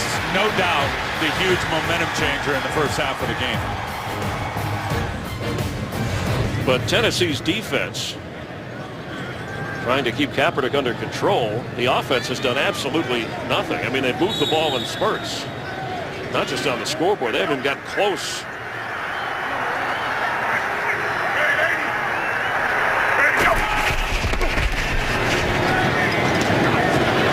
Blocker to Kendall Wright. He's knocked down across the 26-yard line. 3rd quarter winding down. Lemonnier just almost ripped his head off, and Kendall Wright, as tough as that dude is, just popped right back up and looked at Lemonnier like, that all you got? On second down 3.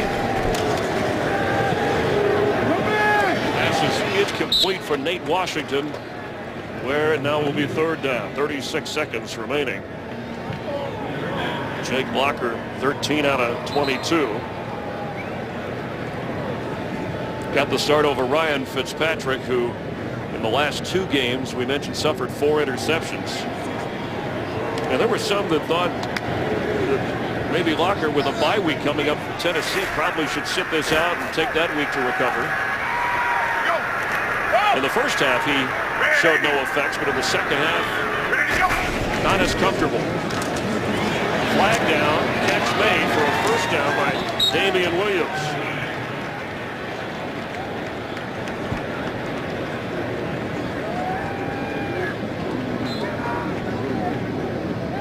The 49ers have been charged with 4 penalties, all 5 on Tennessee. Offside. Defense number 96. Penalties decline. Result of the play, first down. Lemonnier just fell down into the neutral zone. Good job by the rookie Schwenke snapping the ball. I'll tell you the biggest issue for Tennessee, and maybe part of its game plan with Locker not being totally healthy, is they have not been able to hit the big play at all tonight down the field. Here we going for Washington, who has it. And there's a flag down. And I think this one's going to stand because it looked like San Francisco once again was offside in the neutral zone defensively. Well, Nate Washington. Offside. Defense. Penalties decline. It's all of the play. The first down. Nate Washington went up and got it for a 42-yard gain. Off coverage here on Tremaine Brock. No stutter and go this time. Nate Washington's just taken off. Jake Locker puts it up for him, and terrific job adjusting, climbing up, taking the ball at the highest point. And that's what I was talking about, those big plays, those big explosion plays down the field. It's really the first one we've seen. The furthest they've gone into San Francisco territory. Locker, end zone throw, knocked away. Justin Hunter had his arms around it, but some pretty good defense by Tremaine Brock.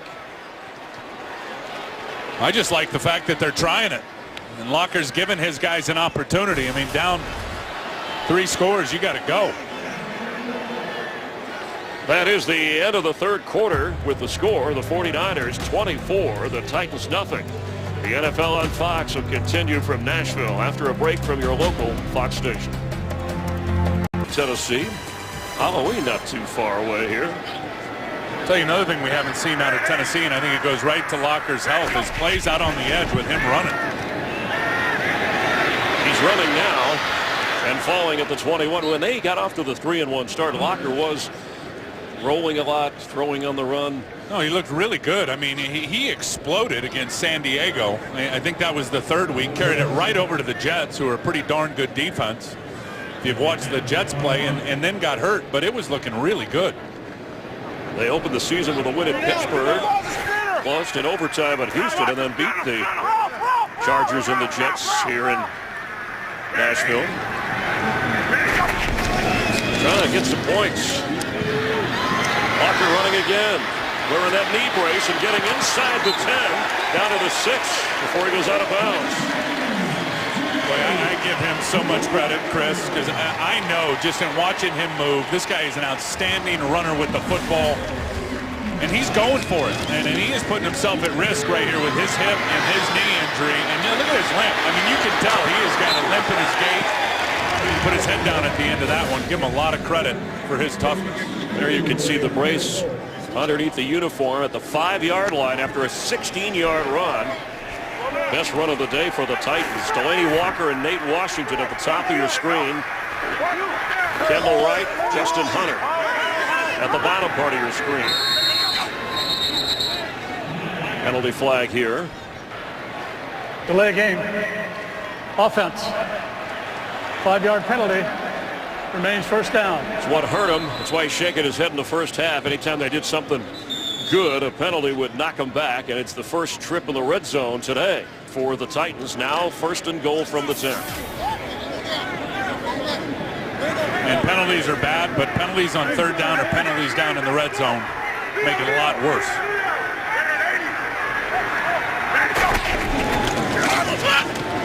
Locker passes tipped in the air. Almost intercepted. Navarro Bowman was there on Delaney Walker and had a shot at it. You can see the velocity on the ball from Locker. That thing's coming out quick. It's behind Delaney Walker. Would have been a tough catch. Good job staying with it. That being Delaney Walker as he turns around and grabs the arm of Navarro Bowman. Had to play defense. Absolutely. Against his former teammate. It's got to be hard for him, right? Today, all the success he had in San Francisco. Yeah, he really wanted to show his former teammates something, and even Jim Harbaugh said personally, I miss Delaney Walker. Second and goal. Passes low. Going down to get it. It's Nate Washington, but it'll be third down.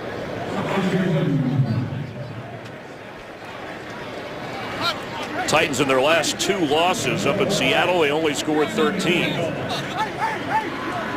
I don't know. You know, Kansas City, they only scored 17. And that's Seattle curse. I don't know if a team that's played Seattle this year has won the following week. I don't think it's happened. 0-5.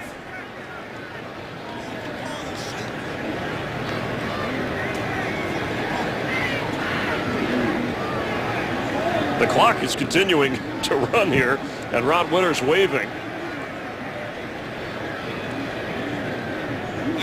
Now it's stopped at 13:06 here in the fourth. Please reset the game clock to 13:08.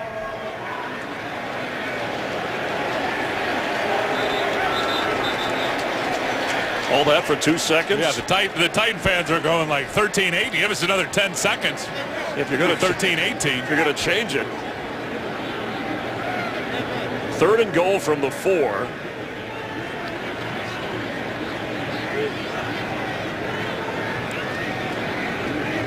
Chris Johnson remains the back for Jake Locker.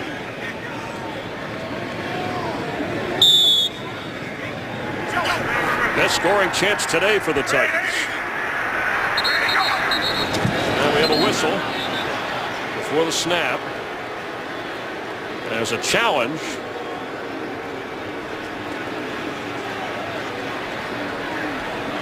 Not sure what's going to be challenged. They're going to go back to the catch. The Nate Washington catch. Low catch. San Francisco is challenged ruling on the field of a completed pass. And you know, with all the time and the referees trying to get the clock straight and stopped and started, what it did was it gave the 49ers and their coaches and staff up in the press box a good chance to look at that catch or no catch 3 or 4 times. Today's game on Fox is sponsored by Geico. 15 minutes could save you 15% or more on car insurance. By Bud Light, official beer sponsor of the NFL. And by Subway Restaurants. Try the Tuscan Chicken Melt today.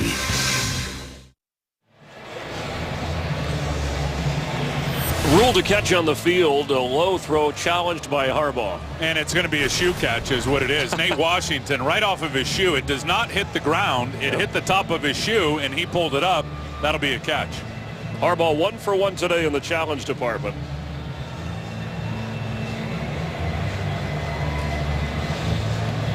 Good hands by Washington. After review, the ruling on the field is confirmed. It is a catch. San Francisco is charged with a team timeout.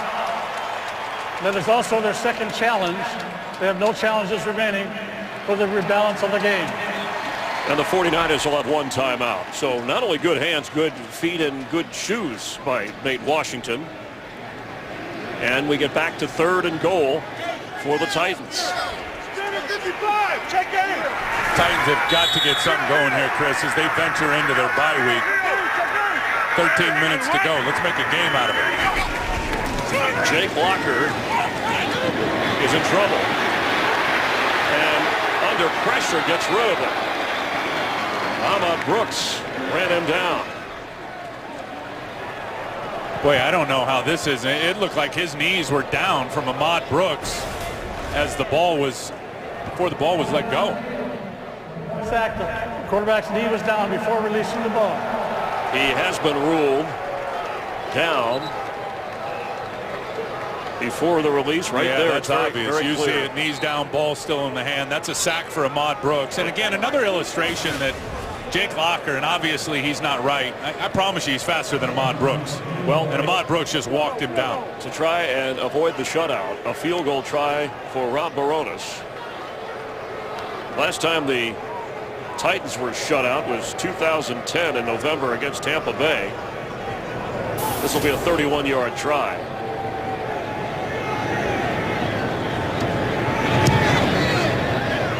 And they're not going to be shut out here. But a small dip in the pool, trailing 24-3.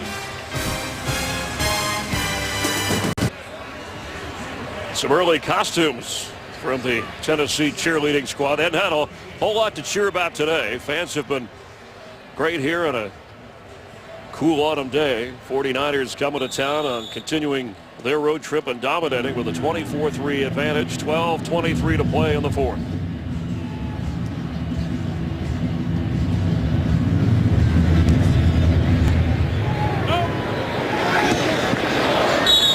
Touchback. Down to the 20-yard line from the 49ers. Around the league, Calvin Johnson with a couple of touchdowns, but the Bengals won in Detroit. Andy Dalton with a big day. And Matt Forte had 3 touchdowns, but the Redskins get their second win. Yeah, the Bears defensively now, they'll knock the ball out, they'll take it away, but they're a sieve. They give up a lot of points, and Washington put them on them to the tune of 45 today. Maybe when you look at Andy Dalton and that Cincinnati Bengal team, you talk about complete. They can run it, they can throw it, they can play defense, rush the passer without blitzing. They're a very good club. Frank Gore carries and still going up to the 26. The 49ers' next opponent, the Jacksonville Jags, as a flag is down, lost to San Diego. They remain winless, and that's who the 49ers will play over in London next Sunday. You'll see that game on Fox. And a lot of people will say on paper there's no chance for Jacksonville. And we saw Jacksonville gave Peyton Manning a run for his money last week, right? And I know Jim Harbaugh, he'll tell this message all week to the guys. Play your best or get beat, even if it's Jacksonville. Personal foul, grasping a face mask, defense, 15-yard penalty, first down. Never got a number from Ron Winter, but it will move the 49ers up across the 40. They'll spot it at the 41-yard line. So after the penalty and the run, it's a 21-yard gain. Just over 12 minutes to play. Frank Gore has carried 19 times for 48 yards. Grass. Red 80. Red.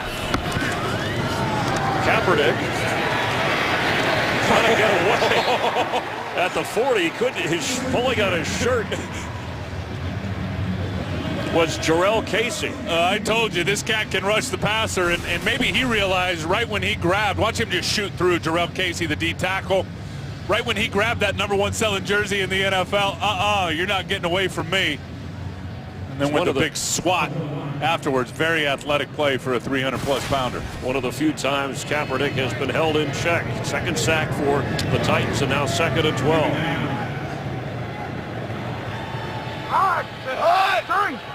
Three. Red 80.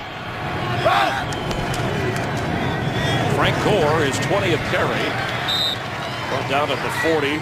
Akeem Ayers makes the play. San Francisco scoring. Well, Colin Kaepernick, who's thrown for just under 200 and has run for 50, had 20 of them on this dash untouched to the end zone. And then Frank Gore from short yardage, the first of his 2 touchdowns. Tremaine Brock with an interception, setting up one of those. Bill Dawson a field goal. And the 49ers, very methodical, have dominated this game, as the score would indicate.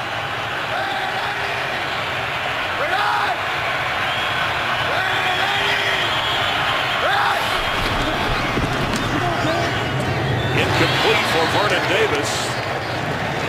A little shove after the play from George Wilson. You know, Jim Harbaugh, his face lit up. We sat with him at our production meeting when we, those Visa, and you see the Visa halftime report on the NFL on Fox. But when we brought up that commercial with the kids where he's yelling and you think it's his 49er team, you know, he's over the top. And he said he had a great time doing it. The kids were actual football players, and he got to hang out and talk football with them. All ball all really, the time. Really enjoyed it. Had them running drills, getting in their stance, get-offs. He had a lot of fun with the verbiage and the spot. And I think he thought he was Vince Lombardi there for a while, standing on the sideline. Really enjoyed doing it. I got the ankle, that's not my bad. And Jim Harbaugh's 49ers, before they head to London, just have to finish some things up here in Nashville. Today's game is sponsored by the Galaxy Note 10.1. The next big thing is here. And the 49er Roadshow rolling along here. Halloween a week from Thursday. Much of Is that the Green Hornet I just saw there? Much of a trick-or-treater? Oh, yeah. Yeah. Kids. Trick-or-treat. He'll be out and about. You bet. From the 23, it's been frightening for the Titans today. Locker stays in, completes the pass to Delaney Walker. It's only the second catch of the game for the former 49er.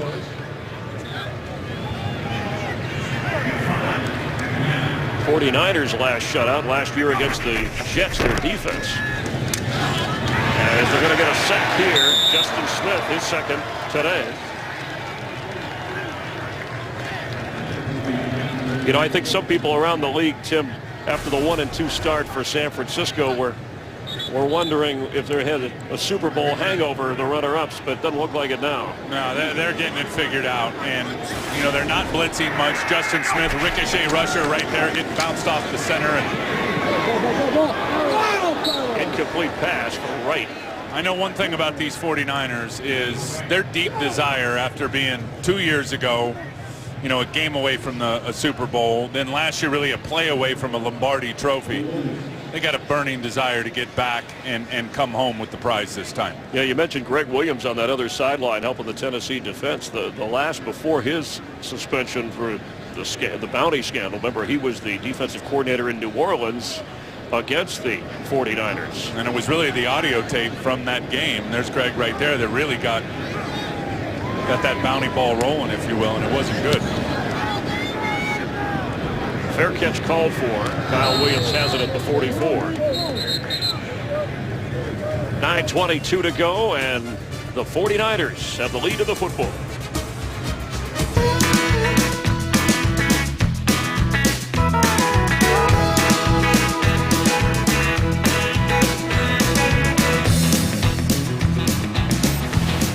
Music City, always a good time, and fans in the Nashville area excited about what happened with Vanderbilt yesterday, upsetting Georgia in the college game, but disappointed in their Titans, who are on their way to going to 3-4, their third straight loss. If this score holds.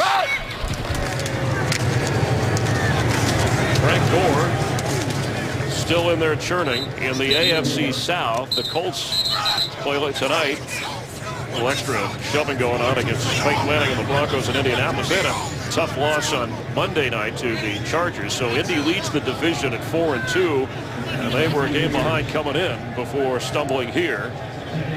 And Tennessee, they'll probably go to 3-4, right? Put a 4 right there. And Houston right now is battling in the fourth quarter. They're a point behind Kansas City. And if you think about this Tennessee team, they're going to have their opportunities. I mean, as Roger Goodell and the schedule makers have made a lot of division games late, but they've got the Indianapolis Colts in 2 or 3 weeks, week 11 and 13.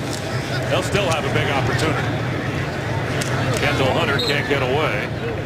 Colin McCarthy, get on the tackle, along with some help from the defensive line. Colin McCarthy, who was the starter last year, voted captain, then injured early in the year. An amazing story. Some people compare him to Dan Morgan from his University of Miami days. Back in 2007, McCarthy was in a car accident with 2 other people that flipped 6 different times. They were injured. They were okay, but the injuries cost him their football careers, and he got out of it without any problem. So he's always grateful about surviving a moment like that, even though at this moment he's on the wrong end of a 24-3 score. On third down, Kaepernick being chased and throws it to the sideline. The catch is made, according to the official, by Gore. Ayers was the one who almost got to Kaepernick. I don't know how you stop this, because Colin McCarthy played it absolutely perfect. His recognition of getting out and getting on the running back, he was all over Kendall Hunter. At the last minute, he had to peel off, or Frank Gore had to peel off and go hit Colin Kaepernick. And Kaepernick just dumps it over the top, and it looked like Gore had his feet in. That was ruled a catch on the field.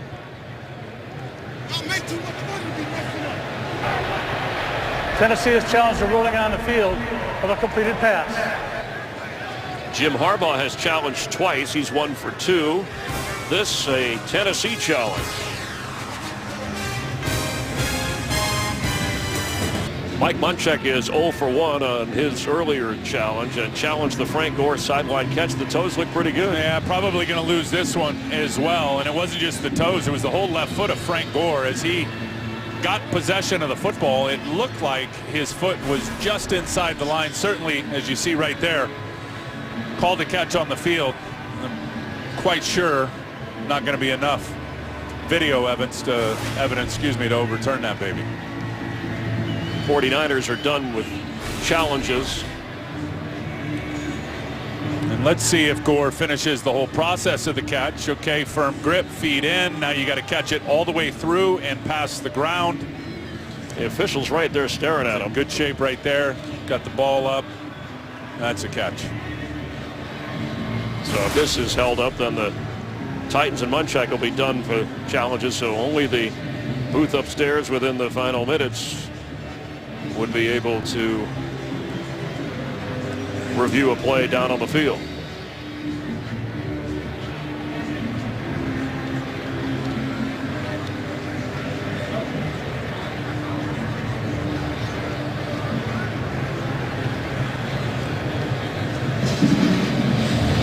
Colin Kaepernick is 13 of 18 in the air. He's run 7 times for 64 yards, including a touchdown. I have no idea what his QB rating is in this game. No touchdowns, no interceptions. Certainly throwing it a nice clip, running at a nice clip. 49ers 7-0 when Kaepernick has a rating over 100. Frank Gore held to 2.5 yards a carry, but a couple of touchdowns. Let's see, we did the math real quick on that rating. And Colin likes it. Oh, you see the headbutt? Alex Boone gives him a headbutt with no helmet on. Maybe that's why his hair looks that way. They are smiling on the San Francisco sideline. Bang. See Colin look at his forehead like, dude, you're out of your mind. After review, the receiver's left foot was touching the sideline. Therefore, it is an incomplete pass. Please reset the game clock to 7:49. Tennessee is not charged with a timeout, but they have no challenges remaining. Well, you're splitting hairs looking at that. Well, they have the same equipment, high definition. They can look at it in real time, freeze it, pause it, with 7:49 to go. It's 4th down. Tennessee will get the football back. If you want to be the eternal optimist, you're 3 scores down. That's right. We've seen crazier things happen in the NFL. Well, start it right now with a nice punt return on the back end and get those juices flowing for your offense.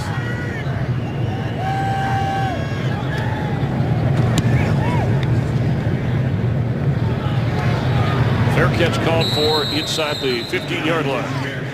Hey, this November, some cops are born, others are made. Get ready for the next evolution of cop drama.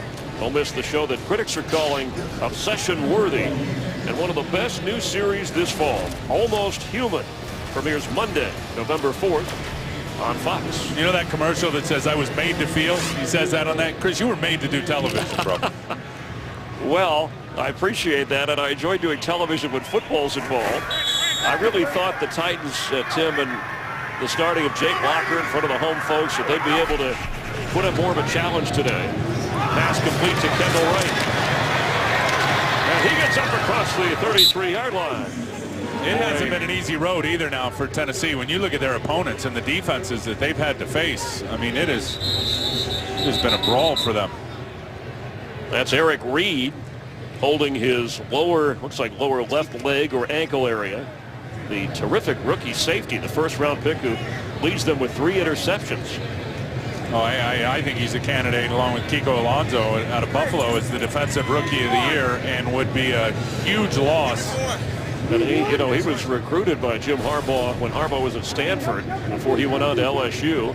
You have these tunnel screens, offensive linemen getting out and hitting people. And Andy Levitre right there just rocked him. It looked like he was still all right. And then right there, as Kendall Wright falls down on his leg, is where Eric Reed starts to clinch that lower leg. They are happy. It's him right now.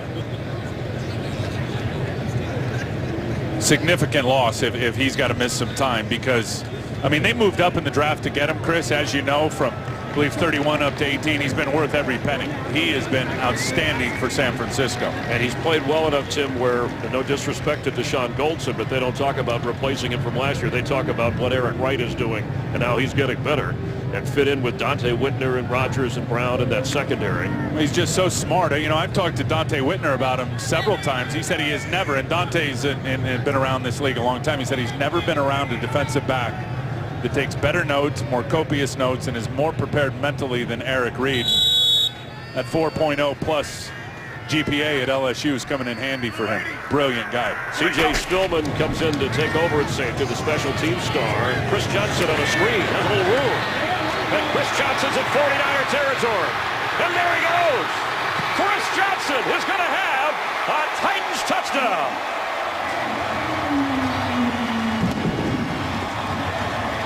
"66 yards. But Chris Johnson in the open field is ridiculously sick and electric. But remember, we talked earlier, if you're going to run a screen, you better get the inside linebacker blocked. Watch Brian Schwenke come out and knock Patrick Willis off of his track, which really opens it up for Chris Johnson. There's the block. There's the running lane. Now a couple of wicked moves, and it's a 6-point house call for Chris Johnson and the Titans, and maybe there's some life back in this Tennessee team. Schwenke, the rookie from Cal, at his first NFL start at center. And what looked like a shutout moments ago, it's now a 14-point game with just over 7 minutes to play. Here's a look at it right from ground level for Chris Johnson. I mean, this guy is a spacewalker. He gets out in space, and he has got the ability, just with those quick, sharp cuts, gets right up on guys. And then if he gets in the open field, you're just simply not going to catch him. I know this was a catch and a carry, but Chris Johnson's speed, he holds that NFL record for runs of 80 yards or more, 6 of those. I mean, nobody in NFL history has done better than that, which tells you about his speed. That looked like a run after he got the toss from Jake Locker. 66 yards. He's run for 39 yards today, but as you said, it's only on 9 carries. His third catch of the game. That's too early for an onside kick. I think it is. I mean, it's a 2-score game. There's 7 minutes left. You still got your 3 timeouts on the board. I'd kick it and play defense.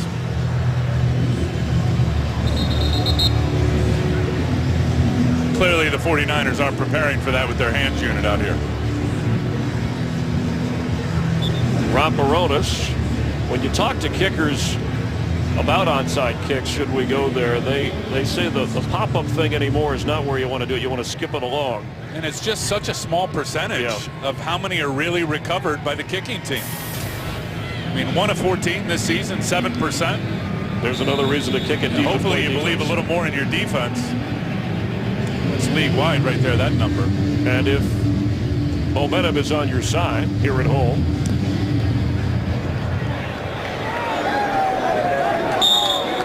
touchback. Kyle Williams watches it go through the back of the end zone. 49er offense takes over at the 20-yard line. 49ers with a touchdown from Colin Kaepernick and then a couple from Frank Gore.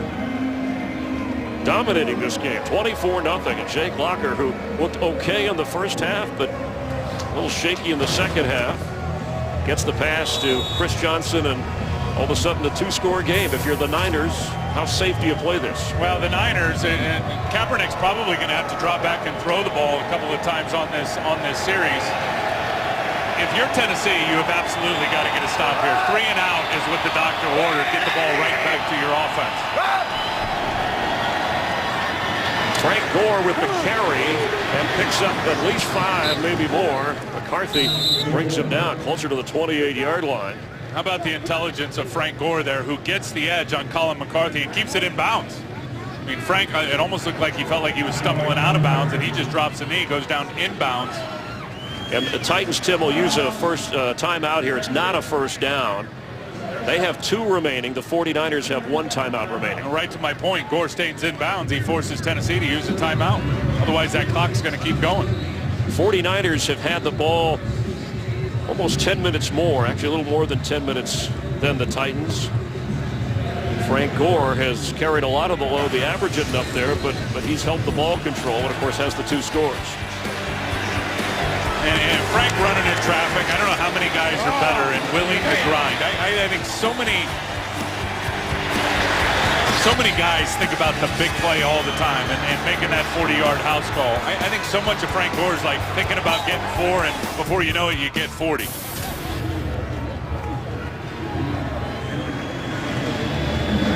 It'll be 2nd down and 3 from the 27-yard line, and what looked like an easy put away. Their bags are packed. They're ready to go to London and got to finish things up here. The glasses are back on for Jim Harbaugh. That's right. Spitting a little bit more, glasses back on. He's salivating at the thought of wrapping this up and getting on the plane. See that? Helmets. There's the bag full of balls. Get ready for London. It's Frank Gore. And looks like that's good enough at the 30 as the clock continues to run. You know how we hear coaches, you and I hear it every week. Well, you know, running's important, but we need to run it when we need to run it. Another timeout for Tennessee. San Francisco right now needs to run it to chew this clock, and they've been able to do it on those last 2 plays. If they're able to close this out either way, off to London. And the NFL on Fox will travel there as well. The NFL International Series, the 49ers take on the winless Jacksonville Jags, who have quite a following over there now. It's the 3rd time London has hosted an NFL game on Fox, 7th overall from Wembley. It starts with the NFL Fox kickoff show. It's 11 Eastern on Fox Sports 1. And then Fox NFL Sunday at noon Eastern on Fox. The Jags and the 49ers overseas. And then after that, it's a bye for the 49ers, and then they get the Panthers, and then they're at New Orleans.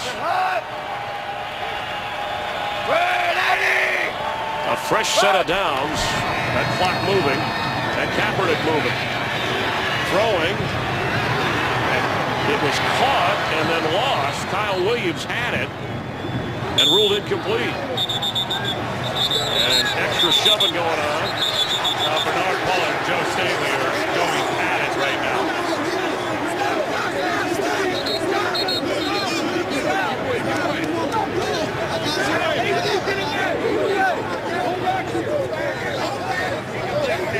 Kyle Williams went up to catch the ball. You see Harbaugh in the middle of it all. There's Jim Tomsula.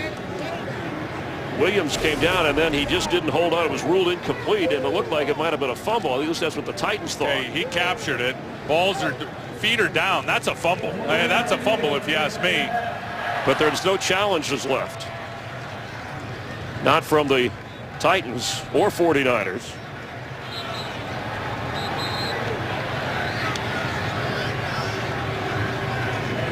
There's Staley and Pollard. Look at Harbaugh trying to get in the mix.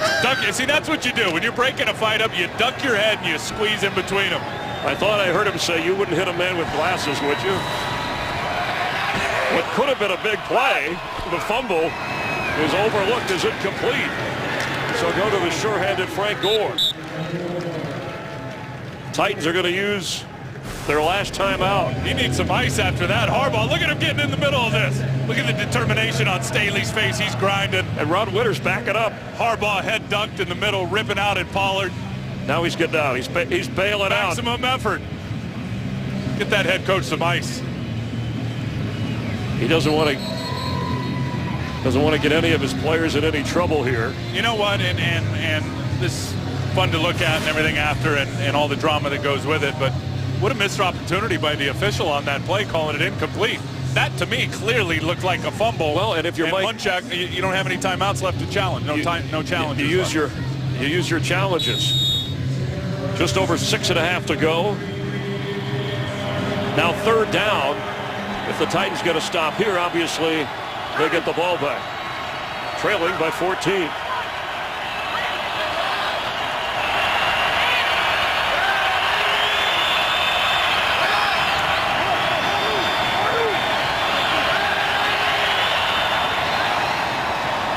Pressure coming, picked up. Kaepernick's throw incomplete. He was trying to get it to Bolden. Right at the first down marker, but Cody Sensabaugh from Kingsport, Tennessee with a big play on coverage. Huge play by Cody Sensabaugh, and I really think that's how you've got to play Anquan Bolden. You can't let him get physical with you. You got to play off coverage and then let him commit and then use your catch-up speed and go break it up. That's exactly what Sensabaugh did. So they used all their timeouts, Tennessee, but they're in position to get the ball back. Just under 6.5 to play. Andy Lee with a pressure kick. Driving Darius Renaud to the 11. And he fumbles the football. There's a flag down. The ball is into the end zone and recovered by San Francisco. Osgood with the touchdown. If it stands. Remember, the flag at the 10 came right away. Boy, I don't know about that with Renaud. Last one, there was no one around him, and he called for a fair catch. This time, Osgood's right in his face, and he tries to catch it.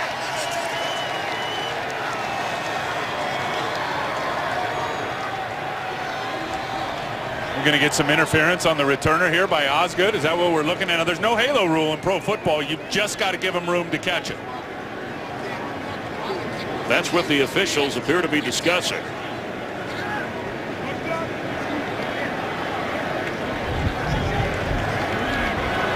During the kick, illegal block in the back, receiving team. The punt was then muffed by the receiving team, recovered in the end zone by the kicking team. Result of the play is a touchdown.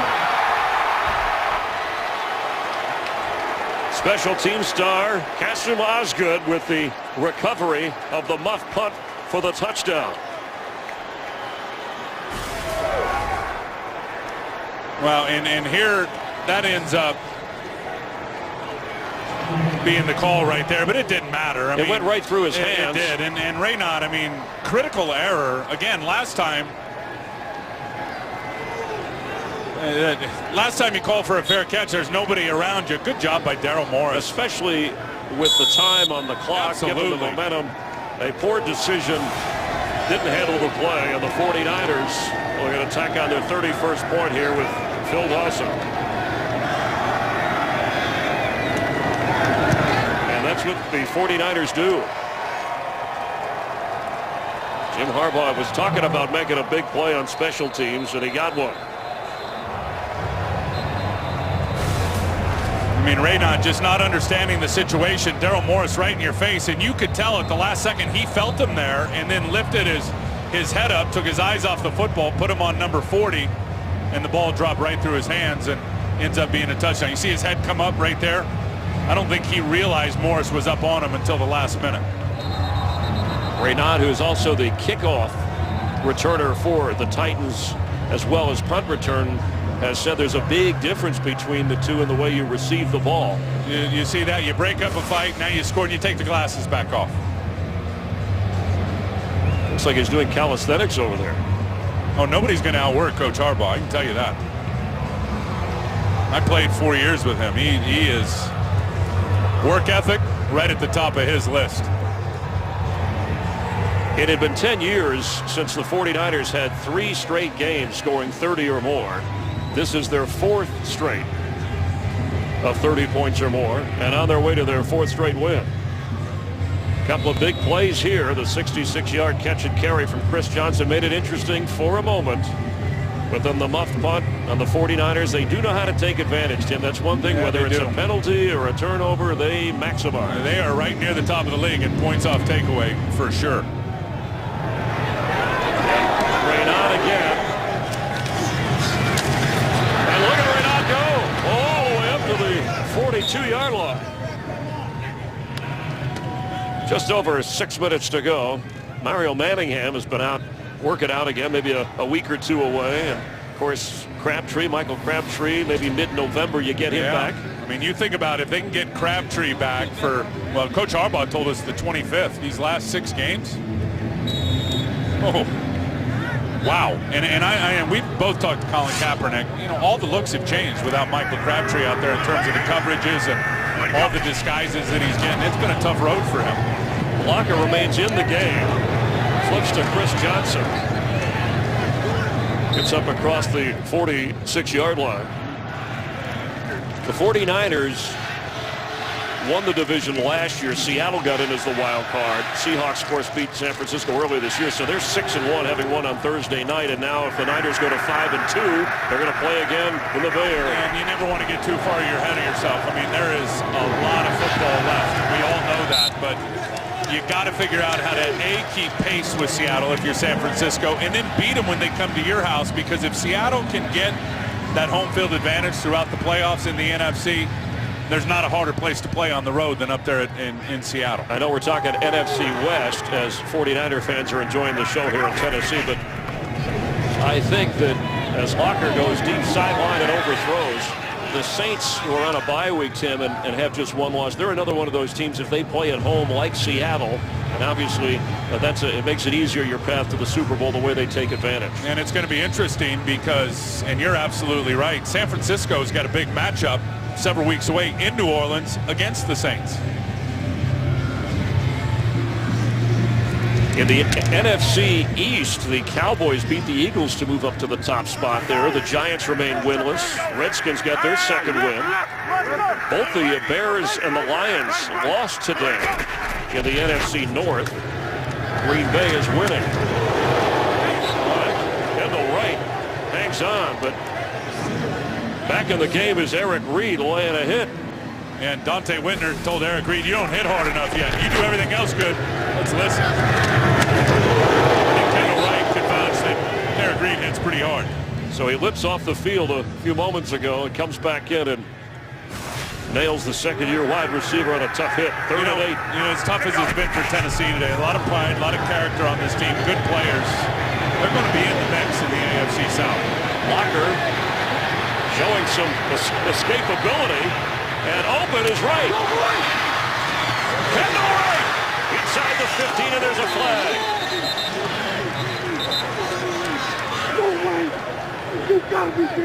And Reed is down again. Oh, Bernard Pollard is just giving it to the official down here. 7 catches for Kendall Wright. And that voice you hear, that's Bernard Pollard in the background. He has emerged as the leader of this defense. Third in the run. Illegal block in the back. Number 26, offense. A 10-yard penalty. The result of the play is a first down. There is no 26, so I assume he's referring to 28, Chris Johnson, on the block. There's Chris Johnson, who does hit Eric Reed from behind. And there you see the flag come flying out. And that's not even close. If you're Chris Johnson. If you read Reed in the back of his jersey, keep your hands off him. End zone for Locker's throw, incomplete. Justin Hunter was back there. It'll be second down. The Titans in the first half, Tim, didn't go deep a lot. You talked about the second half, and I think it's a way to challenge the 49ers secondary, and here they're waiting for it. It looked like Justin Hunter just mistimed his jump right there. If he'd have climbed up a little later, he would have had a chance to get it. Did not look like the safety was in position. You know, they only tried it once in the first half, and it was just a bad decision for Locker to try to throw it up. Tremaine Brock was right there and picked it off, and really didn't get back to it until late in the third quarter. Wright has it, and it's knocked down right away by Patrick Willis. Willis and Navarro Bowman all over the field today. And in that middle, that nose tackle, Glenn Dorsey, Tony Girardetti. We saw Quentin Dial get in, and plays made by Justin Smith and Ray McDonald. And there's Dial out there now, DeMarcus Dobbs.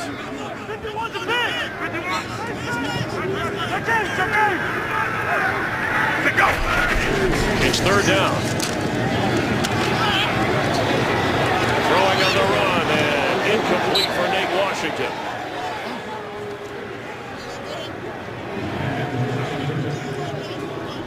For a guy who 3 weeks ago went to the hospital for the hip injury and knee and is wearing a brace on the right knee, he does seem to be moving a little bit better. Well, you remember when that injury happened against the Jets and carted off the field, it sounded like it was going to be a long road to recovery for Jake Locker. Certainly much better here since that first quarter, but I was shocked to see him in practice getting all the reps on Friday. I think it took us by surprise and a lot of other folks around the country as well. No timeouts for Tennessee. It's fourth down. They need 9 for a first down.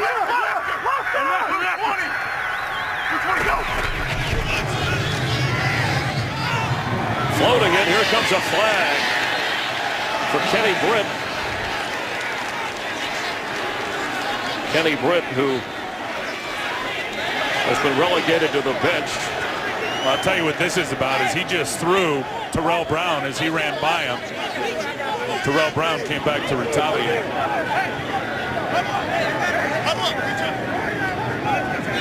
Let's go. You see inside the seat. Pass interference. Defense number 25. Ball will be placed at the spot of the foul. First down. They were always, well, this year there was supposed to be an emphasis on getting the instigator. Yeah, wait, it happened so late. Watch what happens here, and there's the call. Now Britt's going to push him by in the back and then swell up on him, and then Terrell Brown comes back. And the ref gets in between them and keeps more flags from flying. 21-yard penalty. First down, end zone throw is way over the head of Britt. Here comes a flag, and they're still going at it. And that one's going on Britt. Britt has had some problems off the field in his career. Former #1 pick. I mean, that's just losing your cool right there. Eric Reed did have his leg on him as he's coming down to the ground. Certainly not intentional, and Britt just doesn't like it. Well, the Titans said they weren't actively shopping with the trade deadline coming, Britt, but his future here. Yeah, get that anger in check, big boy. Not looking good. And you see here as he climbs up for it. Personal foul. Unnecessary roughness. Number 18. Offense. And it was Terrell Brown. Again, as they come down, Terrell Brown's just trying to step over and get away from a little something extra right there by Terrell Brown. No, he was agitating. Yeah, he was. And then the big flop. Kenny Britt, who came in with 7 catches. Now it's second down at 25. Back at the 26 for the Titans.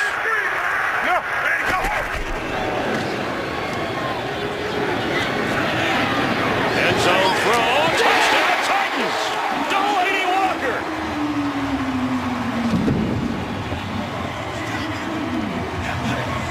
First 7 years of his career in San Francisco. He might be on the wrong end of the score, but he got in the end zone against his former team. Got to be happy for Delaney Walker, and Locker showing some mobility, moving around the pocket a little bit, extending the play, letting it develop down the field, and puts a strike right on Delaney for the touchdown. I'm sure Titan fans are saying, where was this in the first half, this offensive approach? Yeah, they never challenged it, and I'm not so sure how they really felt about Jake's health. It seemed like that ball was coming out quick in terms of the play calling early in the first half.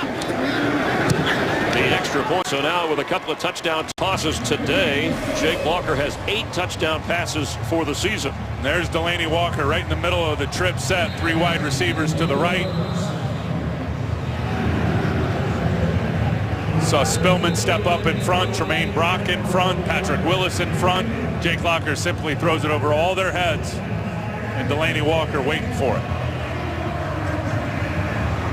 Walker, who wore number 46, an unusual number in San Francisco all those years. They teased him, some of his former teammates in San Francisco about picking a wide receiver number as he went to Tennessee. He was an integral part of San Francisco's success over the last couple of years. And Greg Roman told me, the offensive coordinator, that Delaney was really the brain glue, that held it all together. So there were so many times on a play he'd be coming in motion as an H-back, and his assignment may change 5 or 6 times while he's in motion, and he rarely got it wrong mentally in terms of knowing who to go block or which route to run. They overcome the penalty with Britt. And now onside kick. And now you got to take your chance and see if you can get one of that 7% league wide. I can't believe I'm saying this, but Tennessee's 2 scores down with 3:17 to play. That's an unusual way to set up a football. Well, let's see if he tries the dribbler. Rob Moronis has to go 10 unless touched by a 49er, and it is, but they get it back. And there's a flag down. I think Tennessee was offside.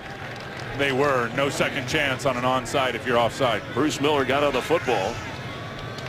Bruce Miller, Jim Harbaugh said he's a trusted agent and known friend around here.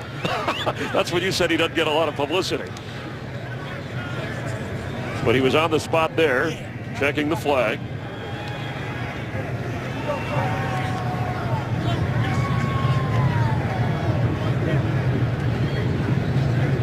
Nine penalties against the Titans so far, 95 yards of penalty yardage. Offside, number 39 kicking team. Because the receiving team recovered the ball, the 5-yard penalty will be assessed from the dead ball spot. First down. Please reset the game clock to 3:14. It wasn't the dribbler, it was the roller, as this thing's just going sideways. Smart by Ventrone to really come up, and you can get it as a return guy in front of 10 yards, but he's unable to hang on to it. And then Bruce Miller saves the day by going over the top. And the Titans, got the initial loose ball, the chance to go for it, but they were offsides, obviously, and the 49ers. Tennessee has no timeouts. 49ers have it at the 35-yard line. And they'll run this thing out. Anthony Dixon is in at running back. Kaepernick gives it to him. And he wants to stay in bounds, of course, and does. Let's check in for a game break with Kurt Menefee. Kurt? Well, the Ravens beat the 49ers in the Super Bowl, but their struggles continue. Final play of the game, Pittsburgh's Sean Sweeson, game winner from 42 yards out. Pittsburgh takes it 19-16. They're 2-4. Baltimore drops to 3-4. Chris and Tim. Thanks, Kurt. 49ers here, ready to go to 5-2 before heading overseas. And the Titans on their way to their 3rd straight defeat to fall to 3-4. But they certainly didn't give up without a battle here in the 4th quarter. Kaepernick keeps, just kind of floats to the 22-yard line. This should take us to the 2-minute warning. Remember, Tennessee can't stop it. And again, worth pointing out, 4 straight wins for the 49ers. They're on their way, and 4 straight games of 30 points or more. Known for a running team, well, they are stuck at 199 passing yards, at least for the moment. But they have the lead on the scoreboard with just 2 minutes to go. Mike Munchak going with Jake Locker as his starter today, hoping it would spark the team and get him out of the funk. Locker's done okay considering. Had the early interception to go with a couple of touchdowns, but just not enough on the board. And penalties really getting in the way of Tennessee's success. Today's game, a Mike Burks production, directed by Michael Frank, Associate Director Bill Cohen, Broadcast Associate Mike Strack. Frank Phillips is our technical producer, technical director Tom Maslak. Kevin McCloskey, always terrific on audio. In the booth with us, Emmett McGuire and James Petralka. And the kind of an unusual game here. Here's part of our hard-working crew. They're saying that here's our guys who help us out in the booth. So many names to mention that enjoy bringing you the NFL on Fox every weekend, wherever they assign us. You want us to go ahead and many will be traveling on to London with us. Band of brothers, bro. Hang out and have a good time together. Wonder if Jim Harbaugh will be able to relax and enjoy himself across the pond during the week. He said it's a business trip. In fact, when they land, they already have a youth soccer program set up for the players. He's got activities for the team to do. They're going to stay way outside of town so they can stay focused on Jacksonville. I was talking to Joe Staley, but I said we haven't even thought of London all week. Well, they are well on their way to explode in the second half of the season. They're going to get healthier. They're getting better. There's no question about it. And I'm telling you, these Tennessee Titans, they are going to be in the mix this season in the AFC South. There's a lot of pride, a lot of good players. Their quarterback's a good player coming back off injury. They'll lick their wounds during the bye week and come back and try to surge and catch up to the Indianapolis Colts. The 49ers improved to 5-2. Tennessee now 3-4.